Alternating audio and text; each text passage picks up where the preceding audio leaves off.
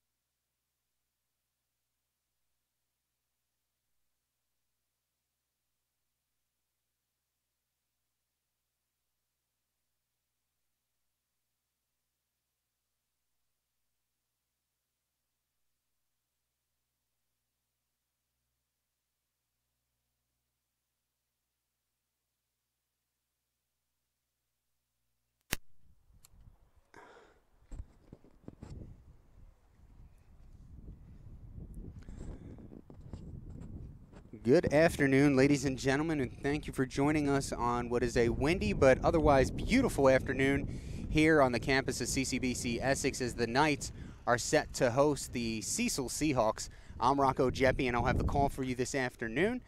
And we are just waiting for the umpire instructions to conclude before we get to first pitch. We'll give you the lineups here as we wait, starting with our visitors from Cecil. Leading off at shortstop is Joseph Bonaris. At second base, Sean Doolin.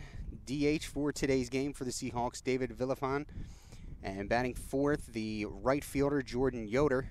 Batting fifth, a former Knight, Andrew Schutt. He's going to do the catching. At first base, Tyler Robinson. Batting seventh is the third baseman, Michael Worthington. Batting eighth is left fielder, Joseph Murray. And batting ninth is Tanner Sabula, playing in center field. They will take on the sophomore lefty for the Knights, Adam Biss, who will take the hill. And we'll get you some information on him in just a moment. Right now, we'll get you the Knights lineup, starting with the leadoff hitter, second baseman Julio Criazola. At shortstop, Jeff Acevedo. Batting third is the right fielder, Nelson Laviosa. The cleanup hitter, Luke Schaefer, and designated hitter. Mitch Fife will be in center field, batting fifth. Batting sixth is Will Van Horn, who'll be at first base. Batting seventh, third baseman Chase Ritter. Batting ninth, the catcher, Nolan Watson. And batting ninth, is going to be left fielder Max Tracy. They will take on Troy Thomas for Cecil. So the Seahawks will hit first. You'll see them in just a moment here and get you some information on the lefty Adam Biss, who they'll be taking on today. Biss in his last 3 games has pitched 6 innings in each one of those games. 14 hits collectively, 10 runs, 7 of them earned, and 23 strikeouts against 17 walks, pitching to a 3.5 ERA. That's over his last 3 games. His last game on March 30th against Paul D. Camp Community College, he went 6 strong, allowing just 1 earned on 1 hit, 11 strikeouts, and 5 walks in that game. So the lefty will look to keep going in the right direction as the Knights take the field.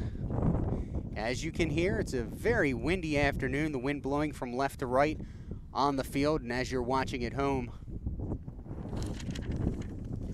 we will do our best to shield this wind off and bring you some quality Maryland JUCO Region 20 Division II baseball.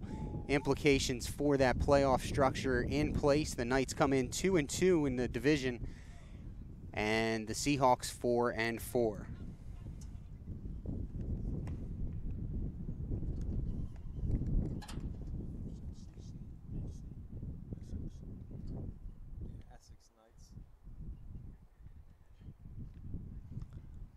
Biss going through his warm-ups now.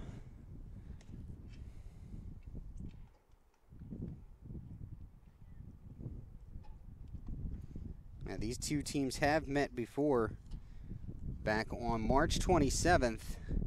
That one was up north at Cecil. The Knights got the best of the Seahawks that day, winning in 8 innings by a final score of 14-4. Looking at that box score, the Knights scored 14 runs on just 11 hits, and the Seahawks 4 runs on 6 hits, but committed 4 errors in that game. In that game, the big bat Nelson Laviosa, he went 1 for 4 with 4 RBI, a double in that ball game as well. Biss pitches from the stretch in his normal windups, so you'll see a little bit of a motion from him, but not much, as the Knights infield heads to home plate. Matt, it's in that book. Mike, I didn't know he wanted me to give it to you. I thought he was still walking.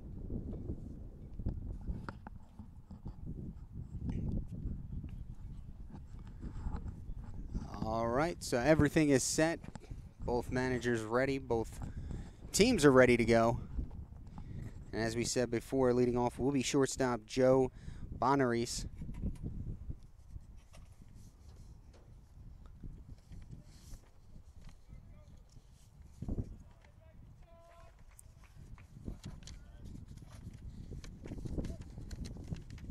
Bonneries enters today's game swinging at the first pitch. High fly ball. Tracy takes a step back, now comes in on it and makes the catch. So 1 pitch, 1 out to start the game.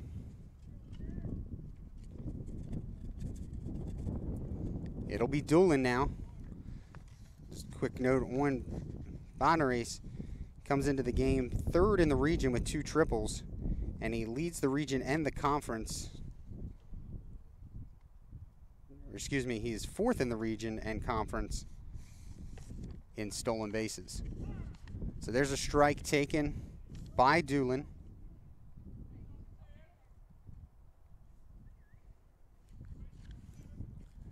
Biss goes into his windup now, and that one's taken low for ball 1.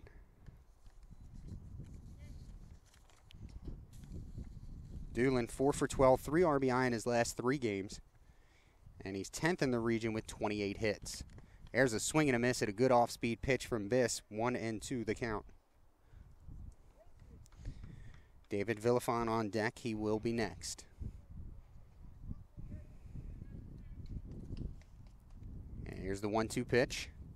Outside, can't get the call, count even at 2. That one just off the corner.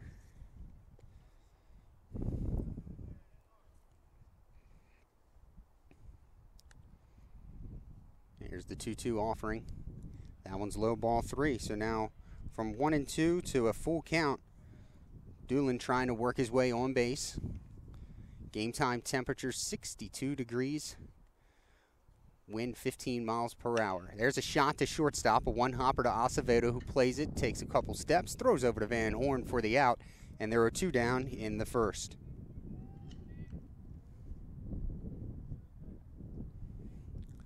A bit of a switch for Mike Carter and his Knights. For most of the season, Criozola had been playing shortstop, and Acevedo, when he came back from his injury, was playing at second base, and he has switched up those 2, and we'll see how that plays out as Villafon steps up. Villafon takes the first pitch high for a ball. Villafon, an interesting stat for him, he is 2nd in the region, having been hit by the pitch 7 times this season. There's one fouled off behind us. Count even at 1.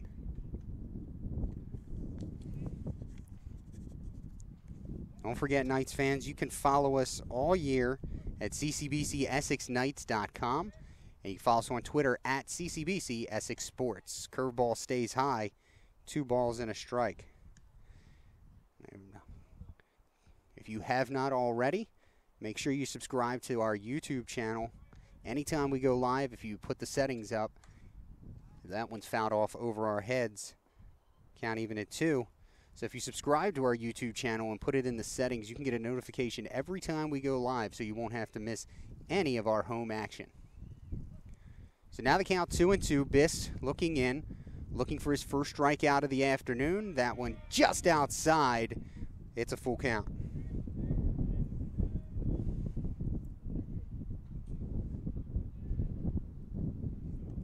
Wind now blowing in from center field. Here's the 3-2 pitch inside, ball 4. So a 2-out walk to Villafon brings up Jordan Yoder, the right fielder. Something we talked about at the top of the broadcast. Biss got to work on those walks. Comes in with great strikeout numbers in his last 3 games, as we said. 23 Ks in his last 3 games. But also 17 walks. And now runner on first with 2 down. The first pitch to Yoder is low for a ball.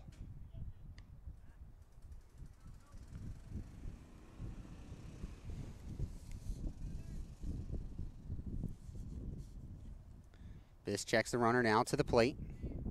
In there for a called strike.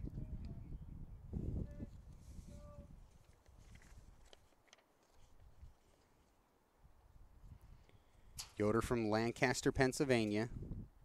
6'3" freshman.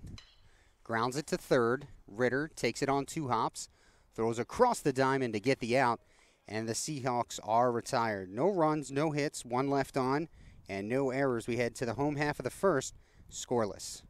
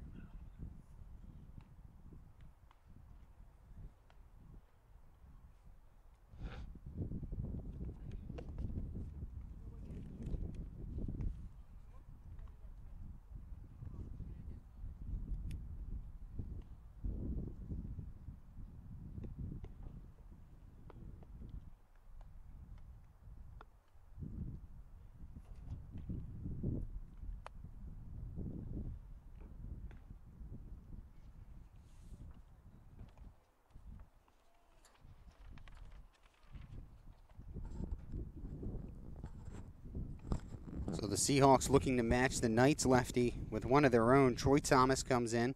The sophomore from Newcastle, Delaware, attended William Penn High School, 6'2".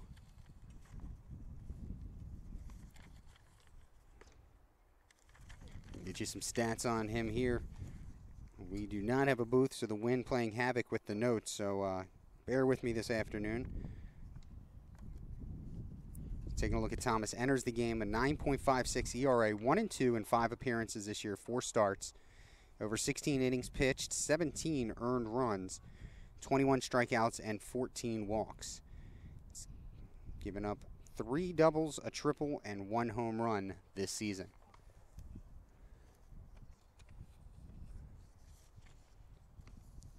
It'll be Criazola, Acevedo, and Laviosa to get things started for the Knights here on arguably the most beautiful home date we've had for baseball this season. I'll take the occasional 20-mile-per-hour wind when it's 60-some degrees outside. So here we go. Criazola steps in against the right-hander. First pitch is low for a ball. Criazola second in the region with 3 triples, leads the region with 18 stolen bases, and is 16 for his last 45, a .355 batting average. That one's low, and has 9 runs during that time as well. So 2-0 to the Knights' second baseman.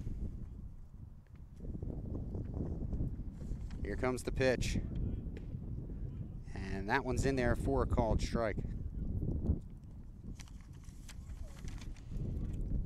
Criazola comes in with a .264 batting average, on base percentage of .350.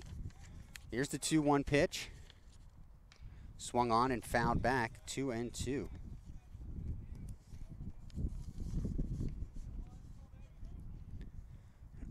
Knights come in third in the region in overall team hits and second in ERA. And during the previous 2 games, the Knights 23 for 74, good enough for a .314 batting average. Here's the 2-2. That one's high and outside, ball 3. So the count full to the Knights' leadoff hitter.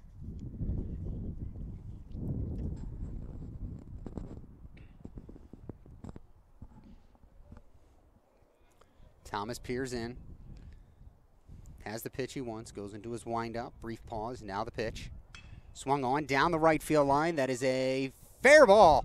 Criazola on his way to second base. The ball not dug out yet, now coming in. Criazola's gonna try for third, and now he stopped halfway. He will continue on as the ball is at shortstop, and he will score. So we're gonna credit that with a double. And Criazola will score on what I think is going to be an E6. Not sure who took the cutoff. A very odd play to start the Knights offense. Credit him with a double. And he scores on the error. So that'll be an unearned run. We'll wait to get the official word on who the error was charged to. First run of the game unearned as the Knights take a 1-0 lead. The first pitch to Acevedo is high and tight for a ball. Not something you usually see, as that ball came in from the cutoff. It got away, and Criazola just kept on trucking as that one's low for ball 2. Showing off that speed. 18 stolen bases, you got to have some sort of speed. So here's Acevedo. Acevedo comes in with 14 walks, good enough for 7th in the region. And he takes a called strike, 10 for his last 29 with 9 runs scored. .345 batting average is what that equates to. 2 balls and a strike to Acevedo. Schaefer on deck, he'd be next. Takes that one high for a ball. 3-1.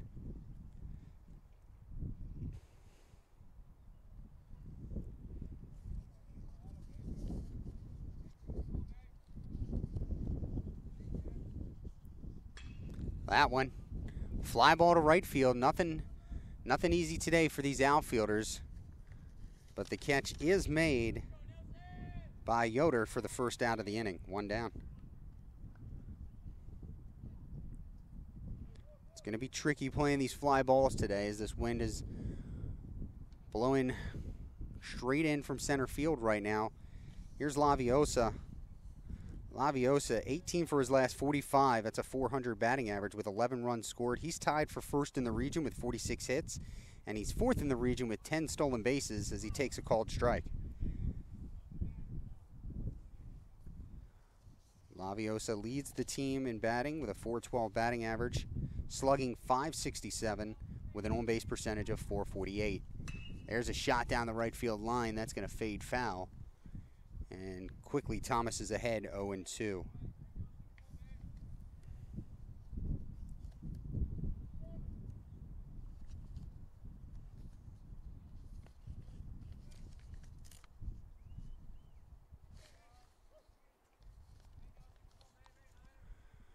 So here's the 0-2 pitch from Thomas. Laviosa fouls it off, and he'll spoil it. We'll have to do it at least one more time. Had a big home run last night in a loss against conference foe Hartford. Here's the 0-2. And Laviosa leaves it high, ball one.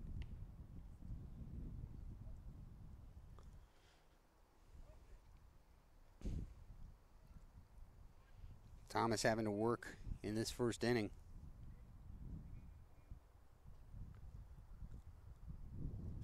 There's a ground ball to short. Bagnaris throws across to get the out. Bagnaris, easy sling to first base, and there are two down. So now Schaefer. Schaefer 6 for his last 21 with 5 runs scored and 7 walks. .464 on-base percentage during that time as well.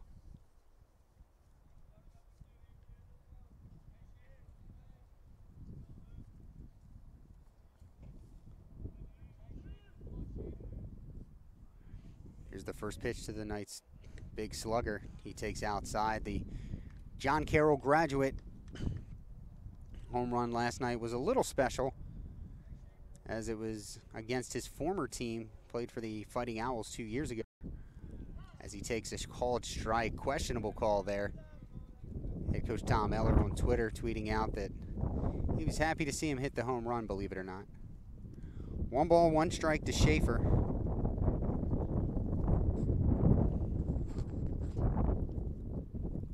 Takes high and outside for ball 2. Seahawks coming off a walk-off win on Tuesday against the Knights' sister campus, CCBC Catonsville. Seahawks trying to right that ship. Here's the 2-1 pitch. That's in the dirt, 3-1.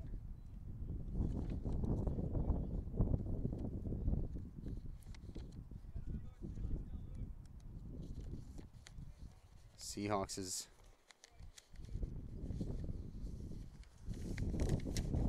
trying to get things going in the right direction. 3 balls, 1 strike. A good hitter's count here for Schaefer. Fife on deck, he would be next. There's a shot to the left center field gap, giving chase and falling in for a base hit as that ball was knocked down. Thought it was going to go a little bit farther than that, as I'm sure Schaefer did as well. At any rate, it's a 2-out single to bring Fife up to the plate.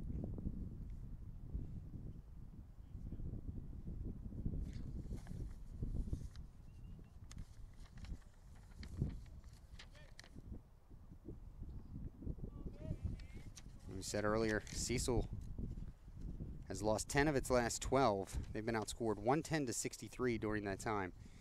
Here's the first pitch to Fife. He looks at it on the outside corner for a strike. Fife comes into the game 3rd in the region in runs. 6 for his last 18 over the last 5 games, including a home run and 2 RBI.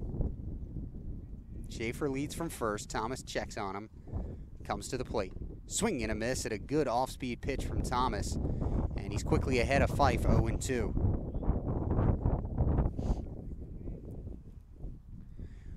Fife looking to make contact. Will Van Horn on deck. He would be next if Fife could continue the inning. Schaefer takes his lead. Thomas comes to the plate. Swung on, down the right field line, and it will fade out of play.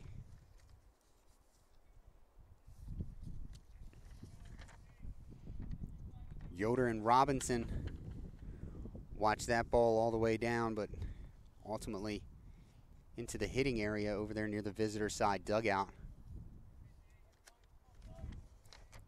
And I have to say, Tyler Watson, the first baseman for the Seahawks, got to be entered in the Maryland JUCO Conference Beard of the Month contest. Had some serious whiskers going on there. Here's the 0-2, swing and a miss, and down goes Fife on strikes. But the Knights score one run, 2 hits, 1 error, 1 left on. We head to the top of the second. Knights lead 1-0.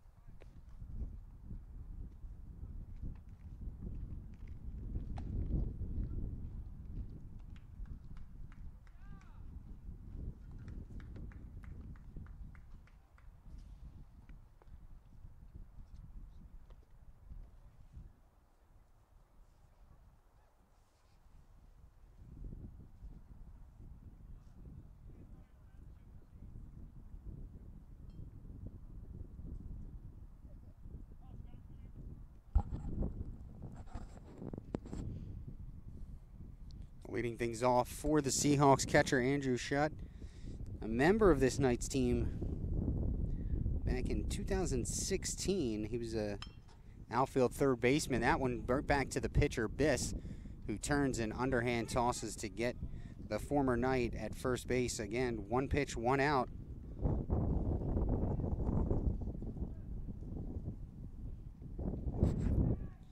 And down goes Schutt.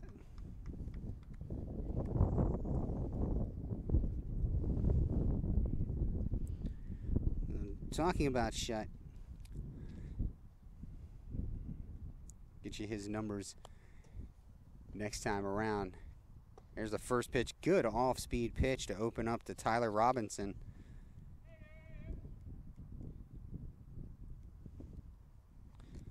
Robinson,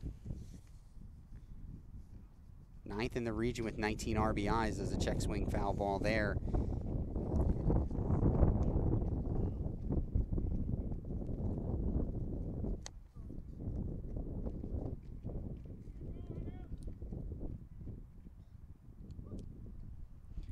For his last 13, 5 RBI over the last 3 games as he watched that 0-2 pitch go outside for ball 1.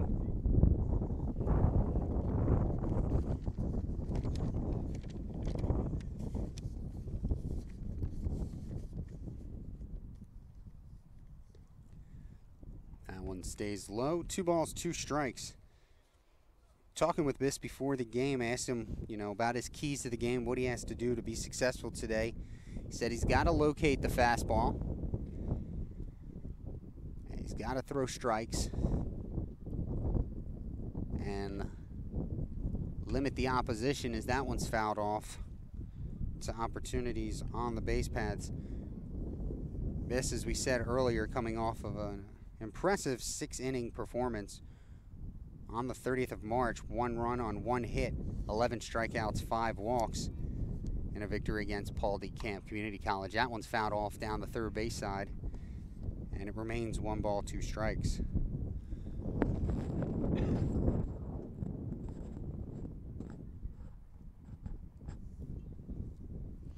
The wind continues to swirl here.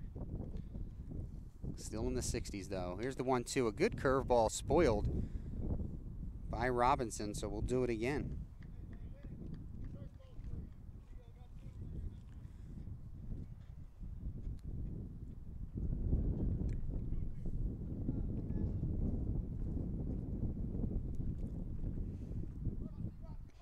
So Biss ready now into his windup.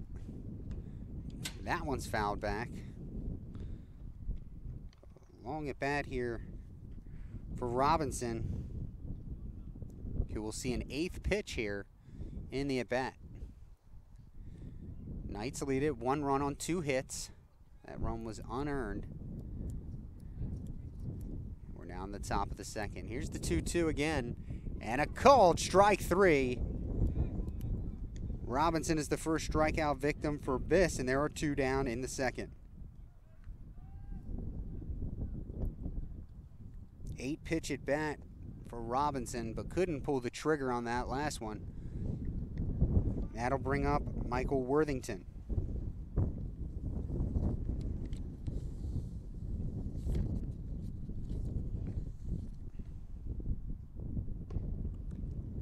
That ball is in there for a called strike.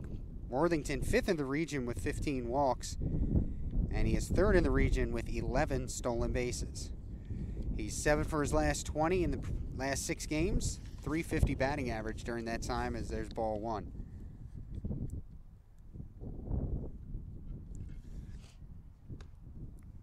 And that one's in there for a called strike. 1 ball, 2 strikes. Biss starting to work a little bit quicker. Here's the 1-2. That one poked out to right field. Laviosa will give chase, but it will fall in foul territory.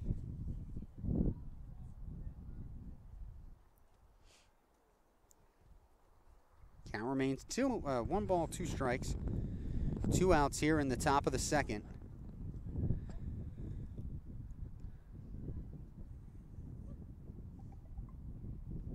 Cecil in search for its first hit of the day. They won't get it there. Swung on and missed. Watson will have to complete the play at first. He does. The 2nd strikeout of the inning ends the inning. No runs, no hits, no errors as the Seahawks go in order. Score remains Knights 1, Seahawks 0.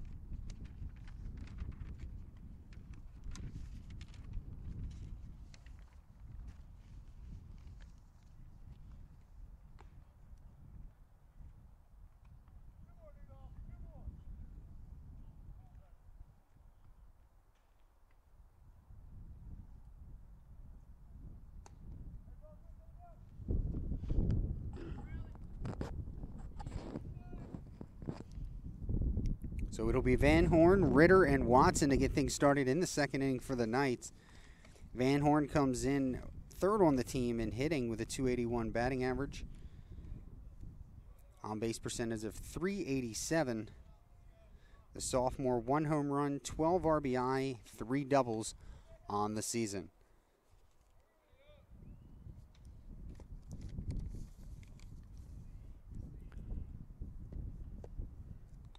So Van Horn ready to go against Thomas.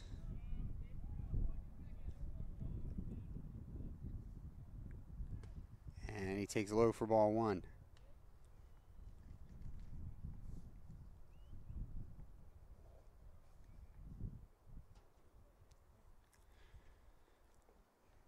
Second offering inside corner for a called strike.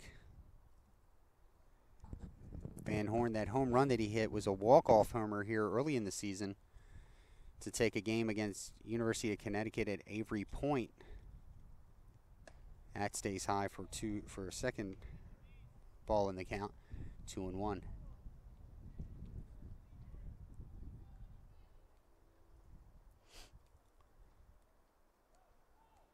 Thomas has what he likes. Goes into his windup.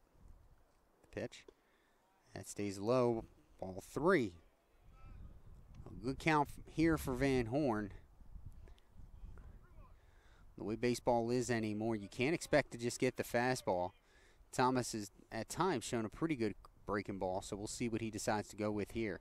Here's the 3-1 pitch, and that stays low. A leadoff walk for Van Horn and the Knights to start the second.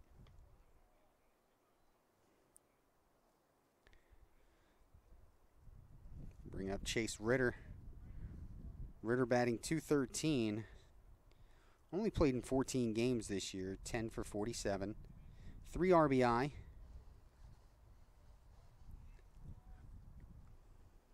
Third baseman is ready, looking to advance the runner.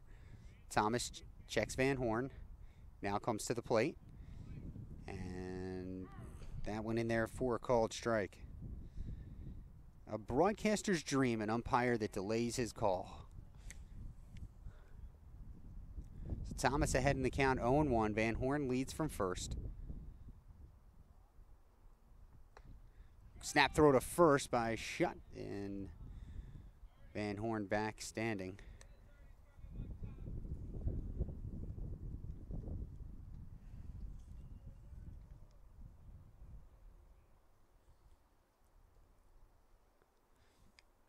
One ball, one strike to Ritter.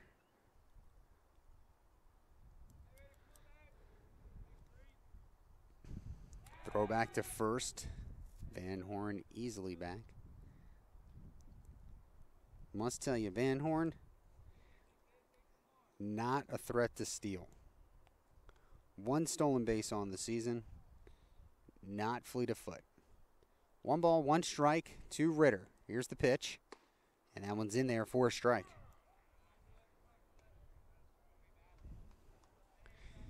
Now Ritter's got to become a 2-strike hitter. Not sure what he's talking to the umpire about. That was a good pitch. 1 ball, 2 strike. Van Horn over on first.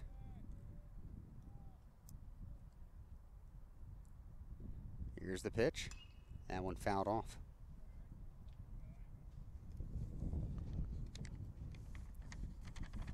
For the Seahawks around the diamond, third to first, it's Worthington, Bonaris, Doolin at second, Robinson at first. In the outfield, Murray, Sabula, and Yoder, left to right. 1 ball, 2 strikes. Here's the pitch from Thomas. That stays high and outside, ball 2.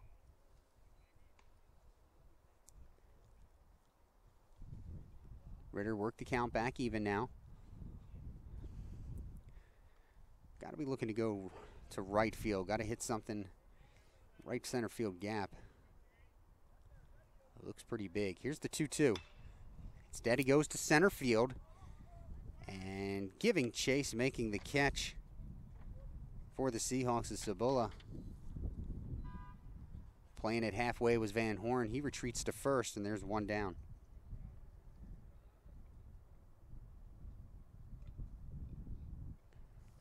Nolan Watson steps up for the Knights. Watson comes in mired in a 1 for 26 slump right now, so he's looking to break out. Talking with him before the game, I told him he's my pick to click tonight. I think he will break out of the slump. Squares to bunt, drops one but foul. Watson, despite that slump, is still batting .263 this season. 5 RBI. And has an on-base percentage of .366. Strike out the walks. Fairly even. 19 strikeouts to 12 walks on the season. He's behind in the count 0-1 after a failed bunt attempt. There's one down the right field line. It is hooking foul. So Watson now will have to hit from behind in the count 0-2. looking to make contact. Don't be surprised to see Thomas go unconventional here and fire in a fastball. We've seen it all season long, pitchers pitching backwards around the Maryland JUCO. Thomas now comes to the plate. Ground ball right back to Thomas. Thomas goes to second for one, back to first, not in time. Van Horn, a good job getting down the line to disrupt things for the second baseman, Doolin. And Watson hustling down the line. He'll reach on a fielder's choice. Van Horn cut down 1-4.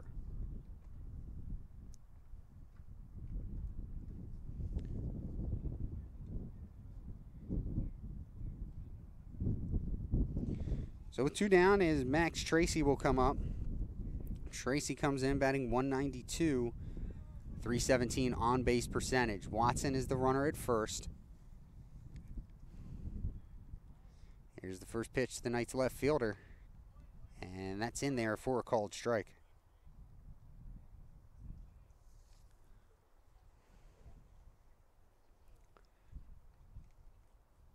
Watson increases his lead just a bit over there on first. Wind continues to blow in from center field. Swung on, a one-hopper and diving stop made by Bonaris to end the inning. It goes 6 unassisted as he steps on the bag at second. Good play by the young ball player there to end the inning. No runs, no hits, 1 left on base for the Knights. After 2 complete, Knights 1, Seahawks 0.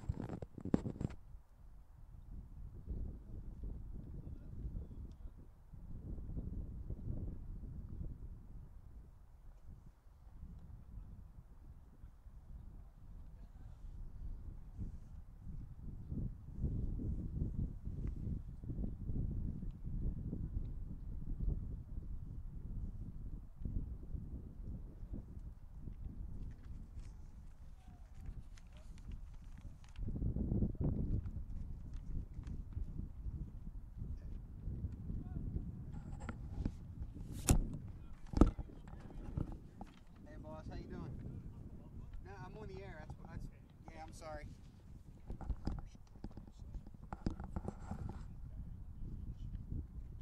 He specifically told me the G is silent. Yes, sir. Well, nickname has the G, the name doesn't. Yes, sir. Yeah. That's your grandson? Oh, your grandson. Gotcha. Gotcha.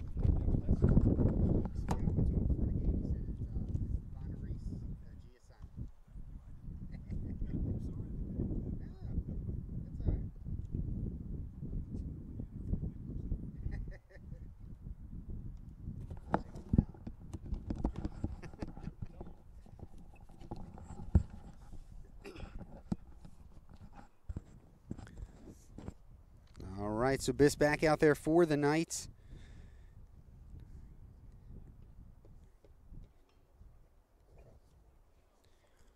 Two scoreless frames so far. It'll be Murray, Sabula, and Bonaris for the Seahawks here in the 3rd inning.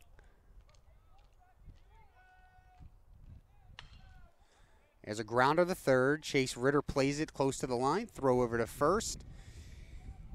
And for the 3rd consecutive inning, Biss gets away with 1 pitch, 1 out.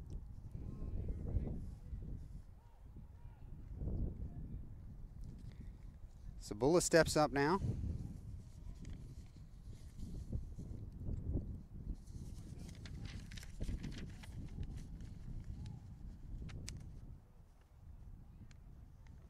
Sabula comes in batting 182, fouls off the first pitch. So the Seahawks seem to be going after that first pitch a lot. Sabula behind in the count, 0-1.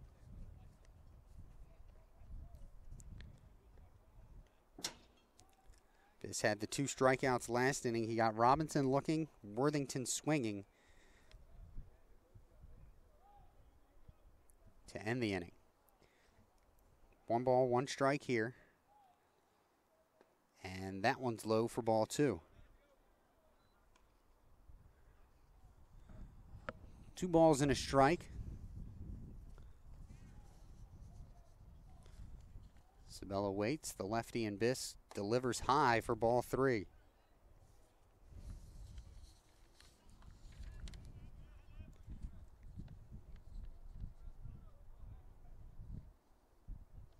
Sabella, sophomore from Elkton, Maryland. Swings on the 3-1 down the right field line. It is a foul ball. Now you will hear a little bit of a pause in anything going down the lines here because of where we are set up behind home plate. The backstop as it extends, as I'm sure you can imagine, many poles, and we can't quite see the lines until it gets deep enough. Down the left field line, we can't really see that until it gets to the warning track. So a little bit of a pause in calling those for you. 3-2 pitch, and it's low. Biss looked like he tried to reach back for a little something extra there, and he issues his second walk of the game.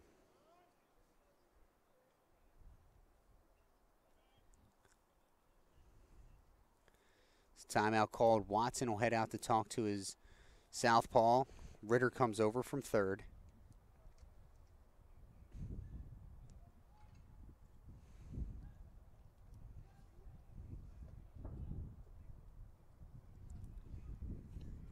Now they're finished with the conversation. Back to the top of the lineup, and Bonaris, who I was talking with a Seahawks fan here just a second ago. It is Bonaris. Spoke to the youngster before the game. He says the G is silent. And funny enough, that Seahawks fan told me that is hilarious because his nickname is Bags. And Bags swings and fouls the first pitch off. He'll be behind in the count, 0-1. So quite amazing what you can learn by putting yourself in a position where you have to sit in the stands to call a game. I appreciate that little tidbit from the Seahawks faithful. Made the drive from Northeast to see this game. Biss comes set, checks the runner at first. Now he comes home, swung on and swept foul over to the Knights dugout. No balls, 2 strikes. Doolin's on deck. He would be next. Biss trying to induce an inning-ending double play if possible. Gets the sign he likes from Watson. Quick pitch. That one to right field. Laviosa coming in. He's not going to be able to get it. Handles it on one hop and gets it in quickly. And now the Seahawks, who pick up their first base hit of the day, have something going in the third. That ball stayed up, not at all where Biss wanted it. And I could talk to him right now. 0-2 on that one. Or not where he wanted to locate that pitch. So now he's going to have to work himself out of a jam. First and second, 1 down. Doolin steps up to the plate. He grounded out to the shortstop in his last at bat. The runner on second is Subula. Bonaris on first. There's a ground ball foul down the third base line.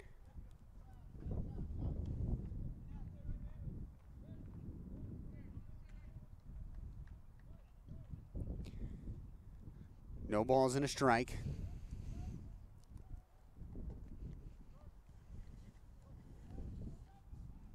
Biss peers in, trying to keep this a 1-run lead. Comes set high, checks both runners. Sabula dancing on second. Biss will take his time and step off and reset things.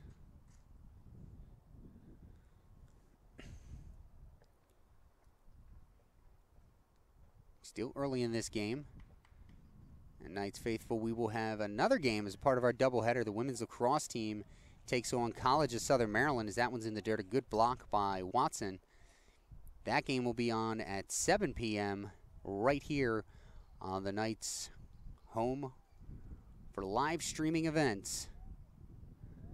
YouTube.com/CCBC Essex Knights. 1 ball, 1 strike to the hitter, Doolin. He's looking to advance the runners and get the Seahawks on the board. The pitch, ground ball to second. Criazola, Acevedo to first, and Van Horn, a 4-6-3 inning-ending double play, gets Biss out of the jam. no runs, 1 hit, 1 runner left on base. We head to the home half of the third. Knights 1, Seahawks 0.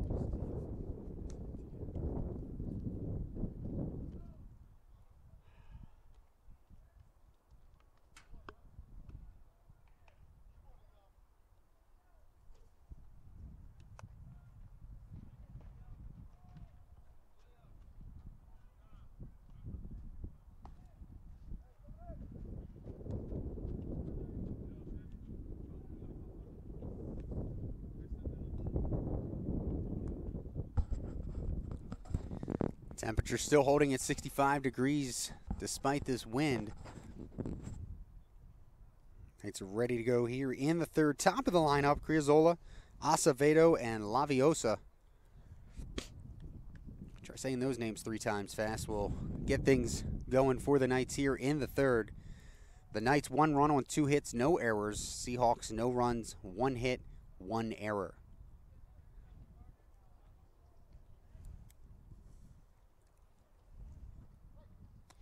Thomas is ready to go.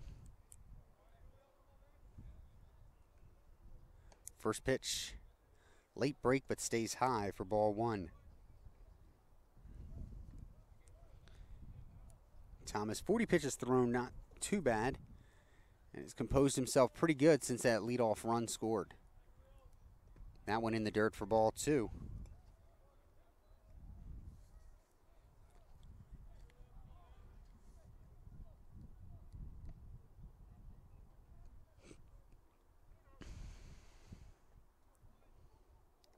Knights threatened last inning with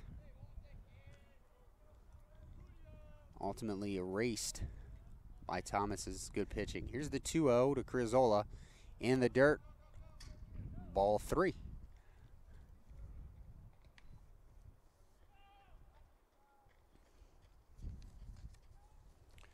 Criazola came into this game batting .264. He's got 2 doubles, 3 triples, 6 RBI on the season, a .350 on-base percentage.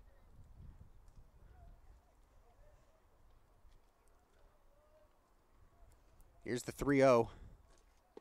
And Criazola taking all the way for strike 1.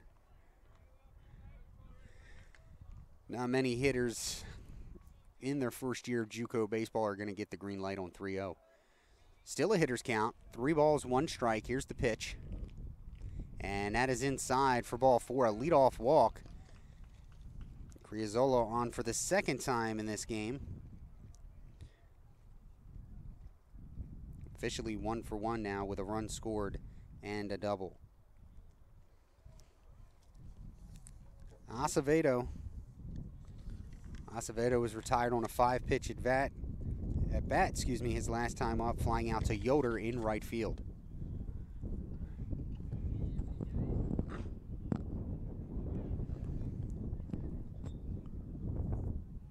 Don't forget Criazola. Very much a threat to steal. 17 for 18 on stolen base attempts this season. It's going to be a little bit trickier since Thomas is a lefty. And here's his first offering. That one is outside for ball 1 to Acevedo.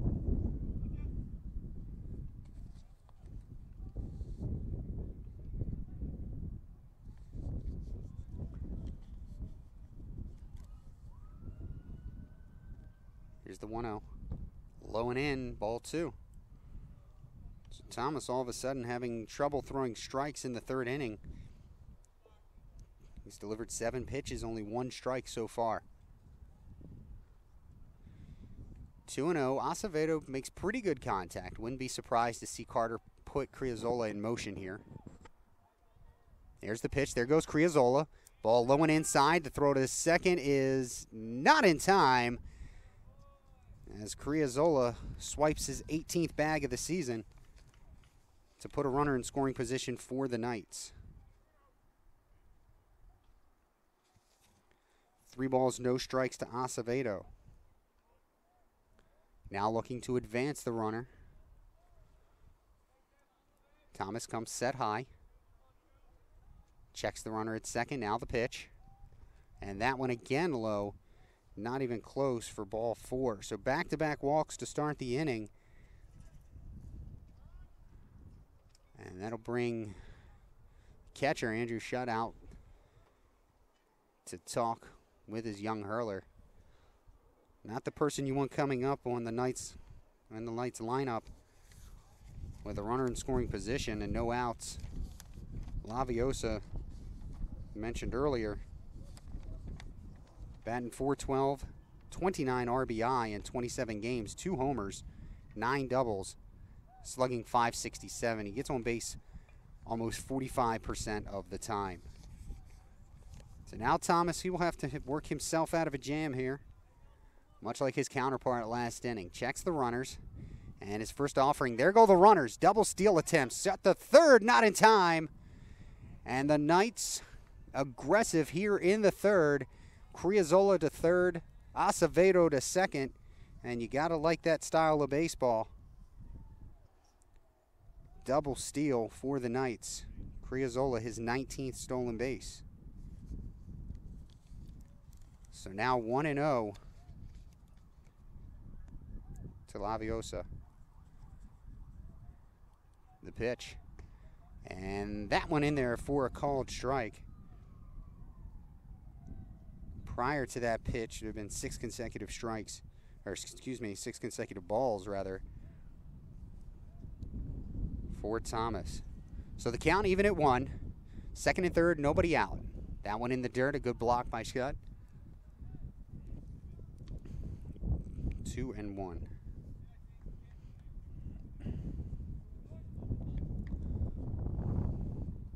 You got to think that the lefty has looked at the scouting report. He knows what Laviosa can do. Not going to give in here. Certainly not going to give him anything to mash. That one fouled off. Count even at 2.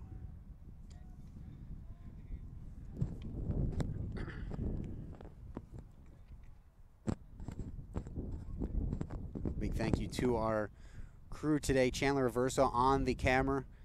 Matt Ryan working the scoreboard overlay and producing the game. And just arriving is our second intern of the day, Andrew Feminella. He's on the in-stadium scoreboard.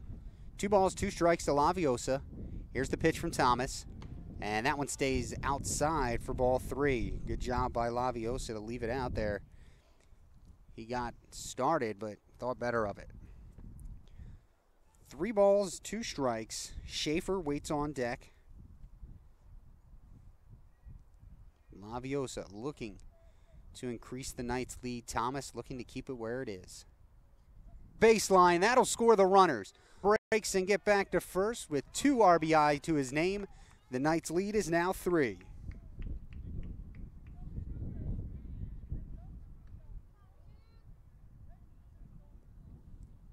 That one went right over the third base bag.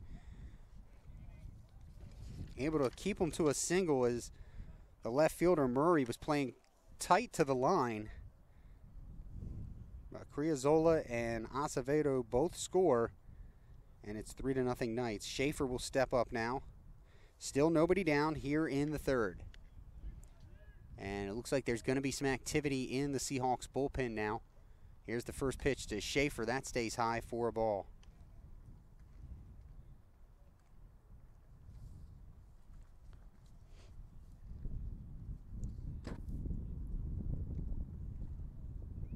So both of those walks, they're never good when you lead off the inning with walks, have come around to score. The 1-0 pitch is in there for a called strike. Count even at 1.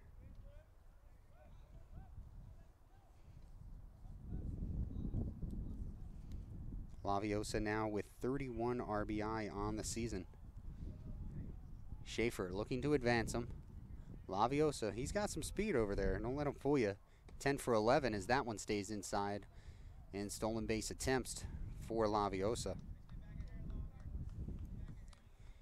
2 balls and a strike. Mitchell Fife, he waits on deck. He'll be next.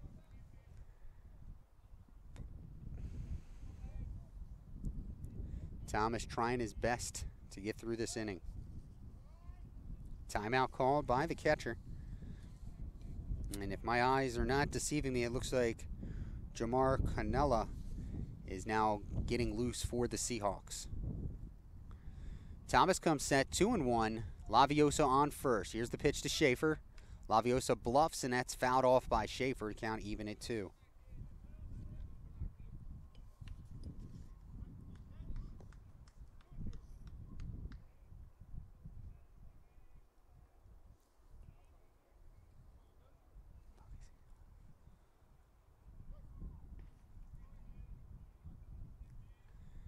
Two balls, 2 strikes to Schaefer.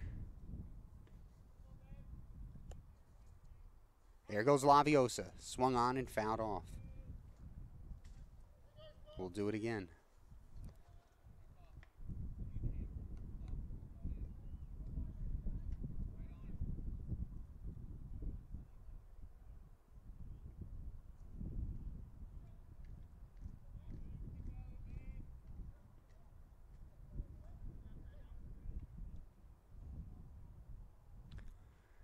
Two balls, 2 strikes. Thomas comes set. The pitch. And he got him to go around. Or did he? No, umpire says he did not go. Yes, he did. The appeal to the second umpire says he went. So a strikeout. Laviosa goes to second on the wild pitch. So Schaefer down on strikes for out number 1.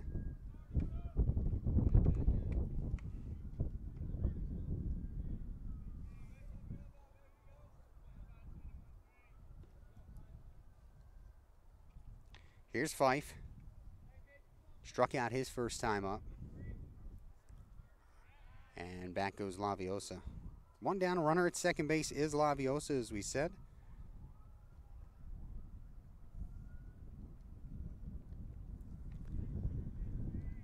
Fife now with a chance to get another run home for the Knights. Here's the first offering from Thomas. That stays high and away for ball 1.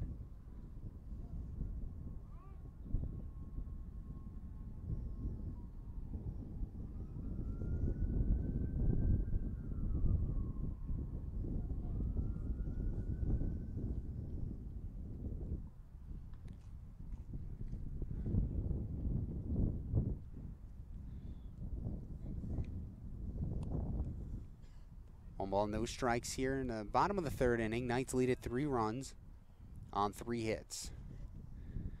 Fife is ready. Here comes the pitch from Thomas. And it stays outside for ball 2.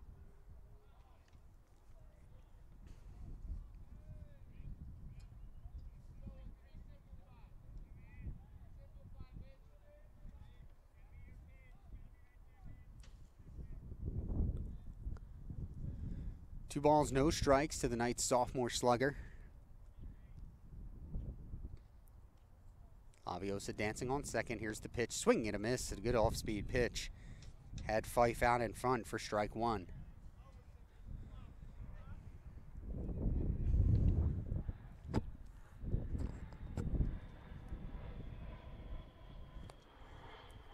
Two and 1 the count. 1 down here in the 3rd. Laviosa at second. Thomas watching Laviosa at second base dance around. That curveball stays high. 3 balls and a strike now. Van Horn on deck. He will be next if this inning continues. Thomas comes set. And he steps off and looks Laviosa back. Laviosa looking like he's in some sort of rehearsal for Dancing with the Stars out there. There he goes again, jumping around. The pitch. That is sky high. Major League pop-up and doing a good job to stay with it and make the catch is Doolin for out number 2.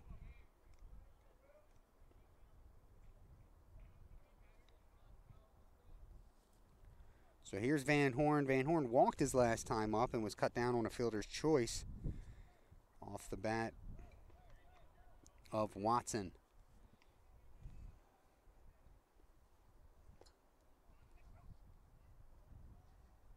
Right, so far 2 runs in this inning. Van Horn looking to add a third. Here's the pitch.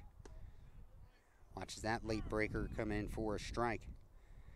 This is the first hitter this inning that Thomas has gotten ahead of to start the count. See if he can build off of it and end the inning.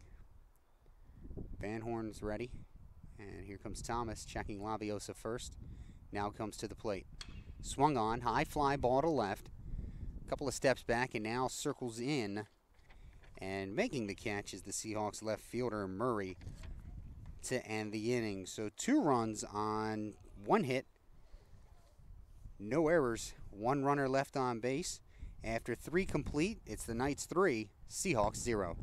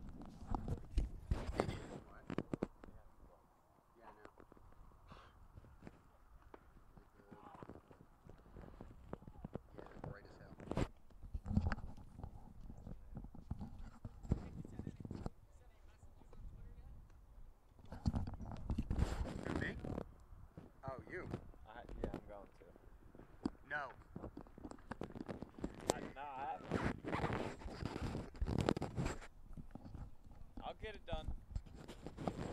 He said hold the paperwork. I'll get it done.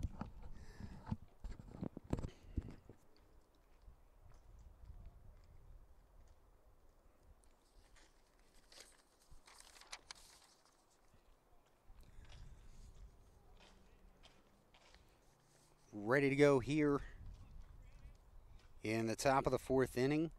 It'll be Villafon, Yoder, and Shutt to go for the Seahawks. Villafon walked his last time up and was stranded in the first.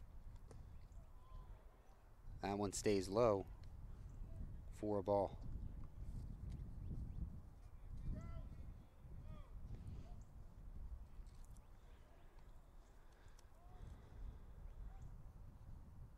Biss into the windup. And delivers a called strike to even the count at 1.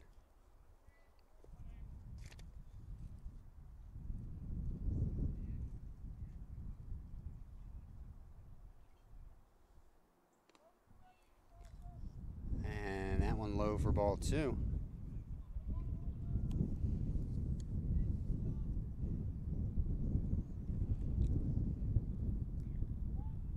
Here's the 2-1 from Biss. Stays high for ball 3. So Biss, we talked at the beginning, talking to the young lefty before the game, he said he's got to control the fastball. He's not been able to do that here in the first 4 pitches of the inning. And that one misses the inside corner for ball 4. So a leadoff walk for the Seahawks here in the 4th inning.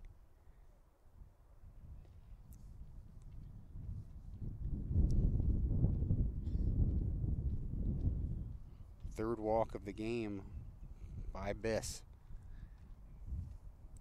Yoder steps up. He grounded out to Chase Ritter at third, his first at bat.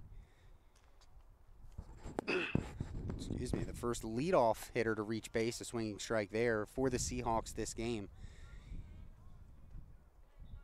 Each of the past 3 innings, the leadoff hitter retired on 1 pitch. Yoder behind in the count, 0-1. Villafon leads from first. That one into left field will be a base hit down the line. Villafon over to third base, and he is in there. So a double for Yoder, and the Seahawks finally have something going here in the 4th. Second and third, nobody down.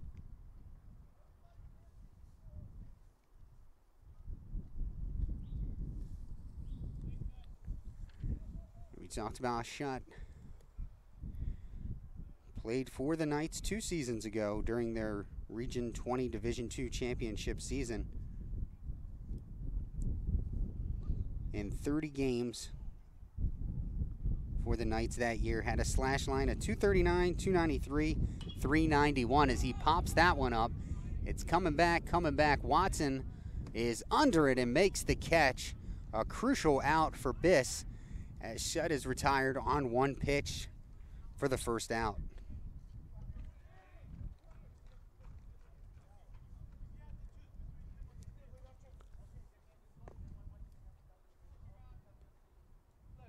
One runner down, second and third for Tyler Robinson. He was a strikeout victim looking his first time up, an 8-pitch at bat.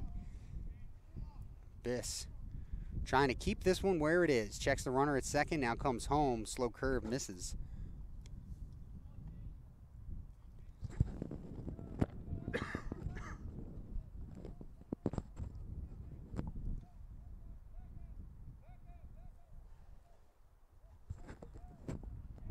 Biss is ready to go. Here's the 1-0.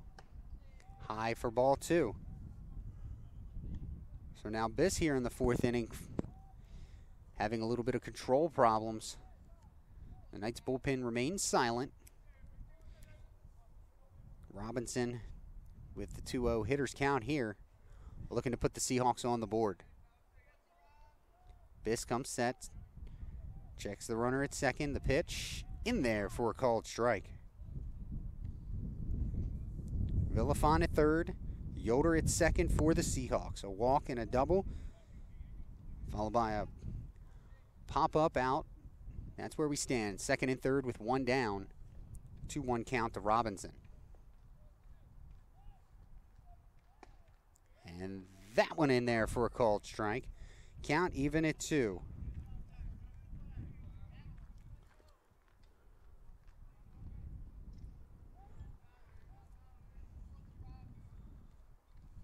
Now the wind blowing in and left to right. 2-2 pitch. Stays high, ball 3. Full count now. If Robinson can continue the inning, Worthington would be next. Biss has the one he wants. Comes set, checks the runner, now the pitch. And got him looking for the second straight at bat. Robinson goes down, and there were 2 down in the 4th.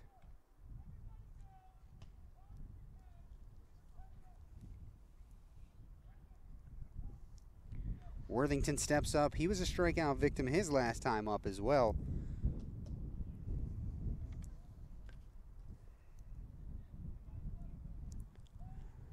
Biss comes set now to the plate. And that one misses for a ball.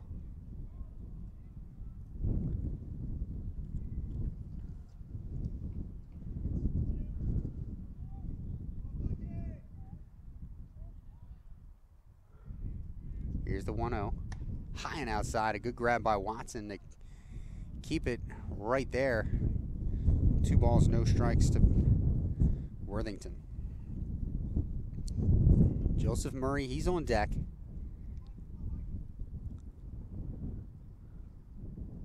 Biss is ready, now the pitch. And that went in there for a called strike.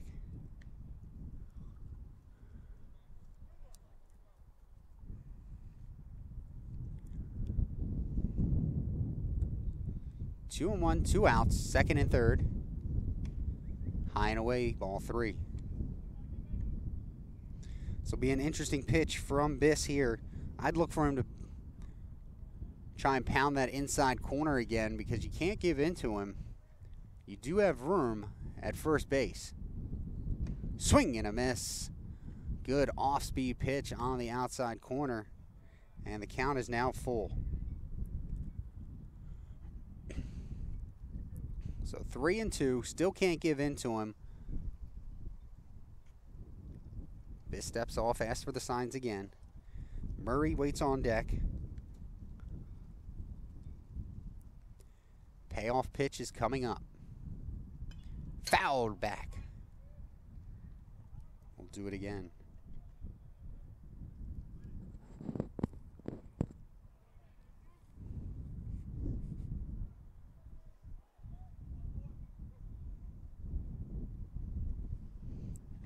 Biss trying to get out of the inning. A walk and a double set him up second and third, nobody down. And he walks him. Second walk of the inning. And that'll load the bases up. Fourth walk of the game for Murray. Murray grounded out the Ritter at third base his first time up. That was just last inning in the third. So Biss having to work hard after giving up the leadoff walk and a double to the second hitter of the inning. He got shut the foul out to the catcher and a strikeout to Robinson. Now he walks Worthington to face Murray. And the first pitch of the at-bat is a called strike. Now Biss see how he can handle the pressure here. Bases loaded, 2 outs. He's ahead 3-0. No balls and a strike. Here's the pitch. Swung on and fouled off down the right field line. 0-2 to Murray.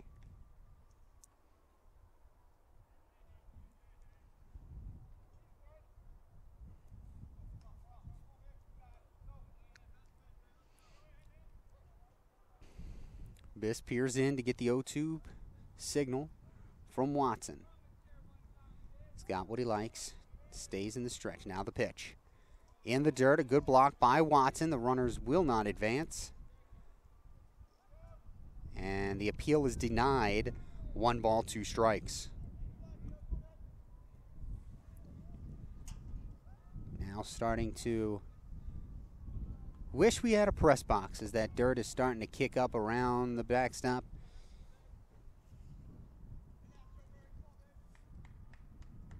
One ball, 2 strikes, 2 outs. Bases are loaded. First to third, it's Worthington, Yoder, and Villafon. Here's the pitch.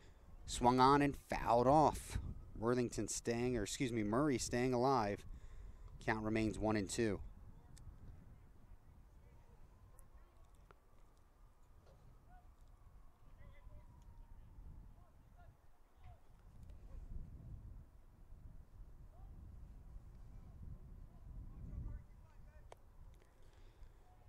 We'll do it again. 1 ball, 2 strikes, the pitch. Grounded foul again.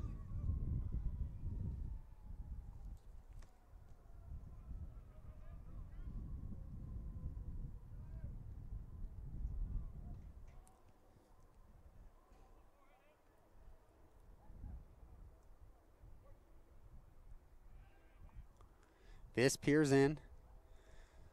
Comes set now. The pitch. Swung on and missed. Watson is fouled off, actually holds on to the foul tip, and that will end the inning. A very good opportunity for the Seahawks to get on the board, and they cannot come up with the base hit. No runs on 1 hit, no errors, 3 left on base. We head to the bottom of the 4th. It's Knights 3, Seahawks 0.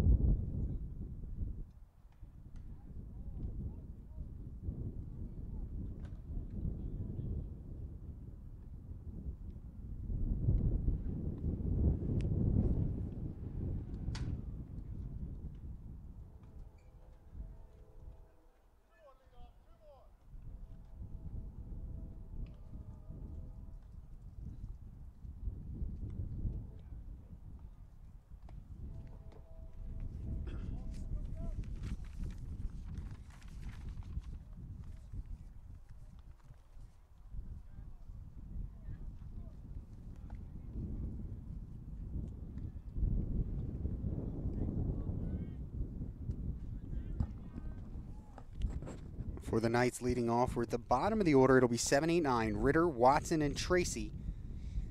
Looking at the Knights' schedule, a busy month of April. Is tomorrow will be the Knights' only day off in quite some time. They have a doubleheader on Saturday at Garrett, then back here on Sunday for a doubleheader against Allegheny. Monday, a home doubleheader against Stevenson University's JV, as that one's taken for a called strike. Then on Tuesday, they will head to cross-campus rival Catonsville. They will have a day off on Wednesday before taking on Hartford Community College here on Thursday. And a doubleheader next Saturday is a leadoff single for Ritter into left field against the College of Southern Maryland. So Ritter deposited the 0-1 pitch into left field, and the Knights have their leadoff hitter aboard for the 4th consecutive inning.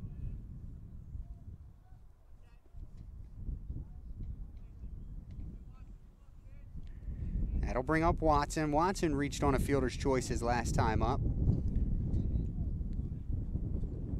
Thomas back into the stretch, the pitch.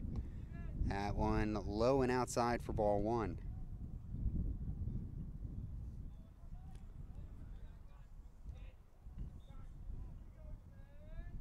Thomas comes set.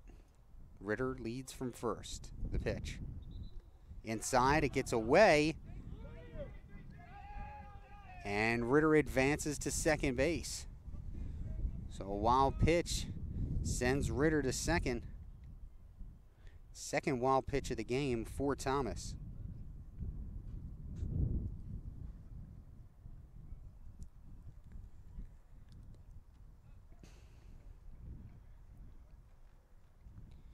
Two 2-0 the count. Watson looking to pick up the RBI and add to the Knights' 3-run lead.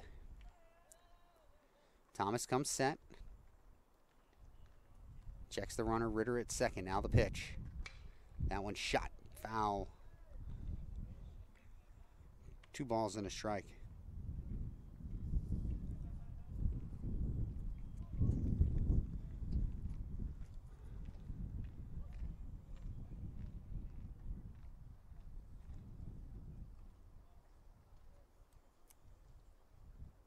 Thomas checks the runner twice. Now a third time. Here's the pitch. That one cued down the first base line, and it will stay foul. Count even at 2.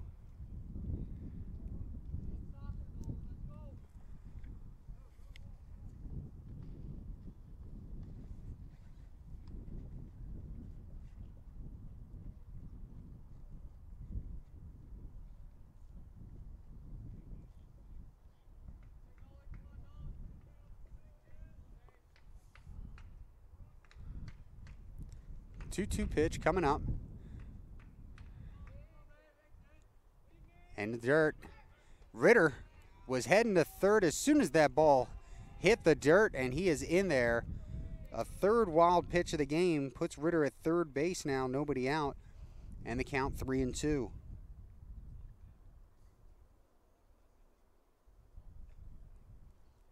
It's a good opportunity here for the Knights to add to its lead.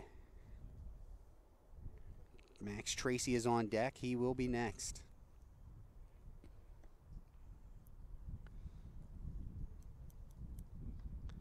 Thomas gets the sign. And here's the payoff pitch. In the dirt, ball 4. So Watson works a 6-pitch walk. Runners at the corners, nobody down. Max Tracy coming to the plate.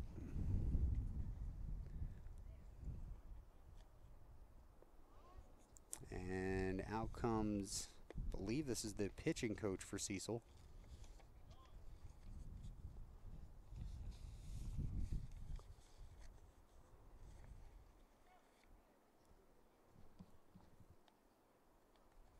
And it looks like nope, that's Charlie O'Brien.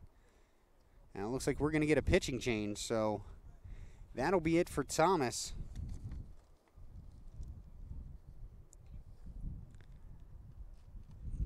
Thomas goes 3 innings plus. He's responsible for the runners on first and third. Thomas so far 3 runs, 2 of them earned on 4 hits, 2 strikeouts, 3 walks, and 3 wild pitches.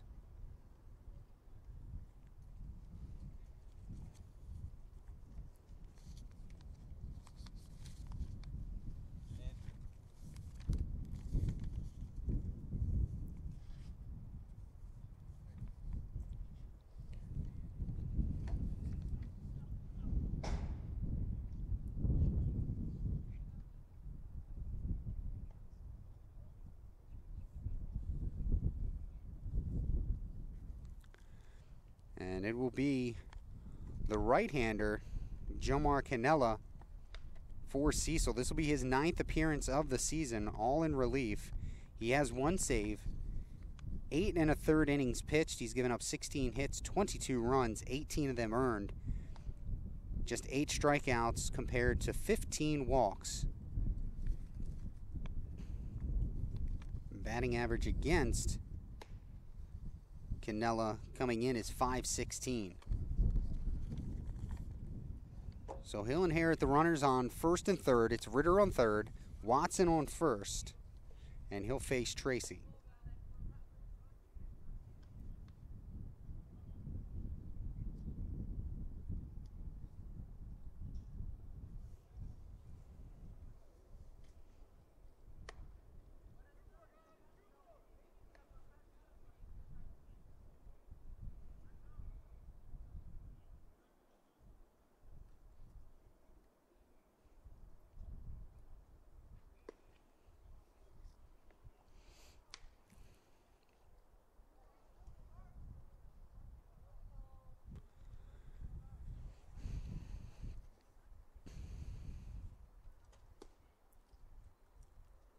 Cannella will finish up with his warm-ups.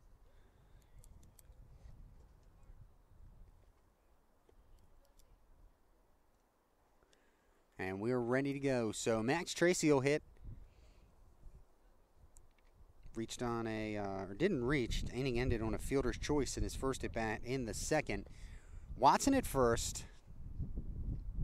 Ritter at third. Tracy at the plate. There goes Watson. Ball in the dirt. Shut throws through. The ball cut off by Magnarise. So stolen base for Watson. Now runners at second and third with nobody out.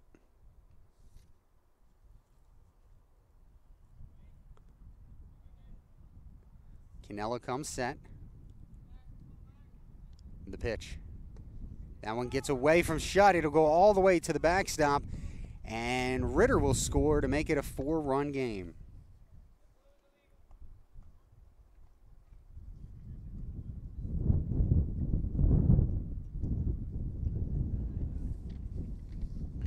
So that run will be charged to Thomas. It will be an unearned run on the pass ball. Over to third is Watson. And it's a 2-0 count to Tracy. Don't be surprised to see some sort of a squeeze or safety squeeze here. That one is in on the inside corner for a strike. So the book not quite closed yet for Thomas. Cannella trying to limit the damage. 4 runs on 4 hits for the Knights. Cannella comes set, set again. There's a base hit to right field and an RBI for Tracy. The Knights lead is 5-0.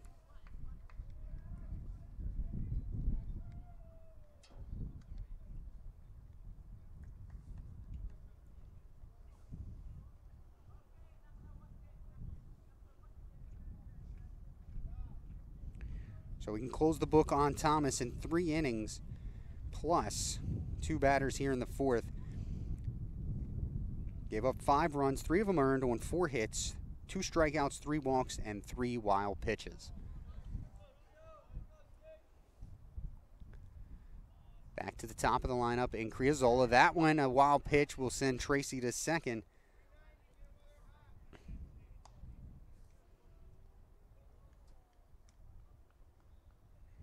And a ball to Criazola. Runner at second now, nobody out. The Knights looking to have a breakout inning. Already plated 2. Canella comes set at the belt. Checks Tracy at second. Now the pitch in the dirt. A good block by Shutt.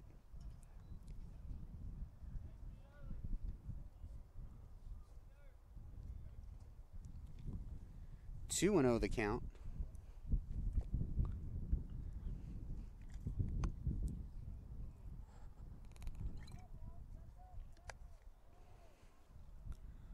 Canella has the sign he wants. Sets at the belt. Criazzola digs in. Now the pitch. Chopper to short. And Boundaries can't get the glove down. Coming around to score is going to be Tracy. And reaching first base is Criazzola. We'll wait for the official word on that, but I believe that's going to be an error. And it is. It's going to be an E6, so that run also will be unearned. Charged to Canella, but unearned.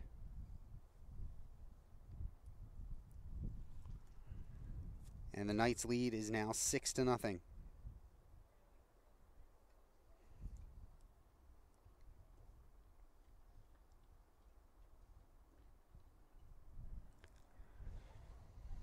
Acevedo will step up. He walked and scored on his last at-bat. Officially 0 for 1 today with a stolen base. Criazzola at second. He is officially 1 for 1 with 2 stolen bases and a double. Here's the pitch. And inside corner for strike 1.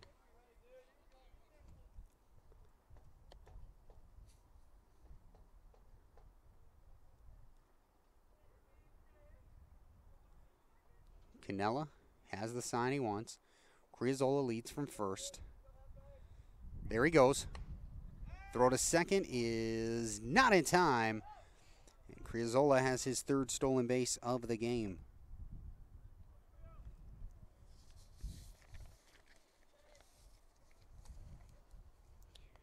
Stolen base number 20 for Criazzola. And he's only been caught stealing 1 time. So runner in scoring position, still nobody down. Count even at 1 for Acevedo.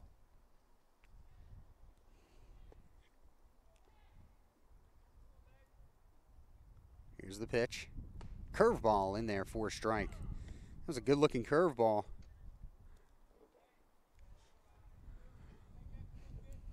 One ball, 2 strikes, and if I'm Canella, which I'm not because you can hear me, I'm going right back to that curveball here. Acevedo waits. Criazzola leads from second. There he goes. And there's a ground ball to short. Bonaris throws across the diamond. Here comes Criazzola. He is safe. So he was running on the pitch. A ground out by Acevedo, 6-3, and Criazzola comes all the way around to score the Knights' 7th run. You can't teach that kind of hustle.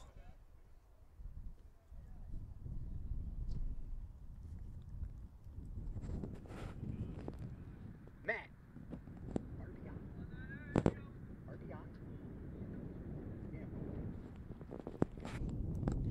That'll bring up Laviosa. Curveball stays high and inside for a ball. Laviosa a single and 2 RBI in his last at bat. Credit Acevedo with an RBI there, and that's in there for a called strike. So the Knights' lead is now 7.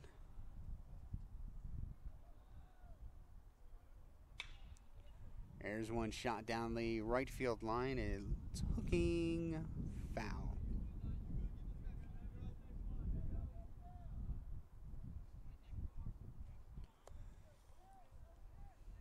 1 ball, 2 strikes now on Laviosa. Schaefer on deck. The inning continued. Fife is in the hole waiting for his opportunity. Canella goes into his windup. Now the pitch. In the dirt. Ball 2.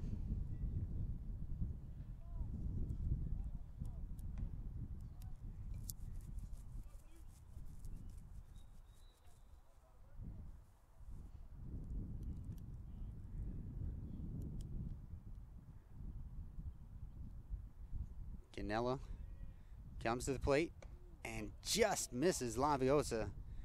Laviosa taking advantage of the Pilates he does. Now, I don't know if he does Pilates, but he got out of the way of that pitch right there. It's now 3-2. Looking into the dugout, whoever does Criozola's laundry is going to be very upset tonight. Here's the payoff pitch. That high fly ball to left center field. And that one being held up there and run down by Sabula for the second out of the inning.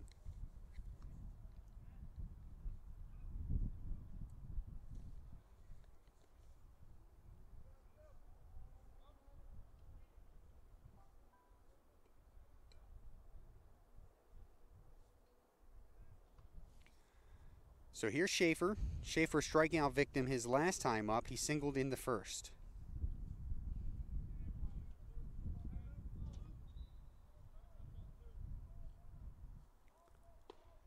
Takes the first pitch outside for a ball.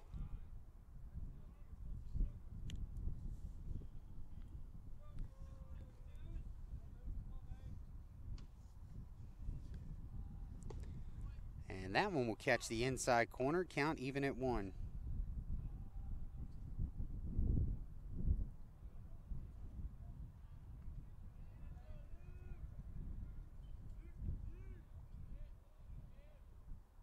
Swung on, a big swing. And Schaefer couldn't connect. A ball and 2 strikes now.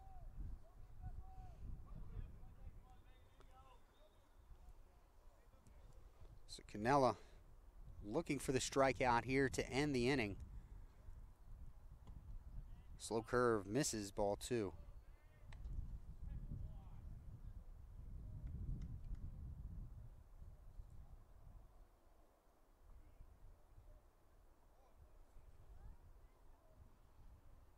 Here's the 2-2.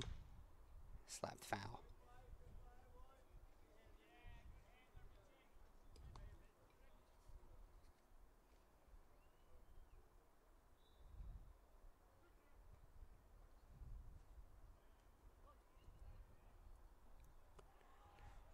Two balls, 2 strikes, 2 outs here in the 4th. The pitch in the dirt, ball 3.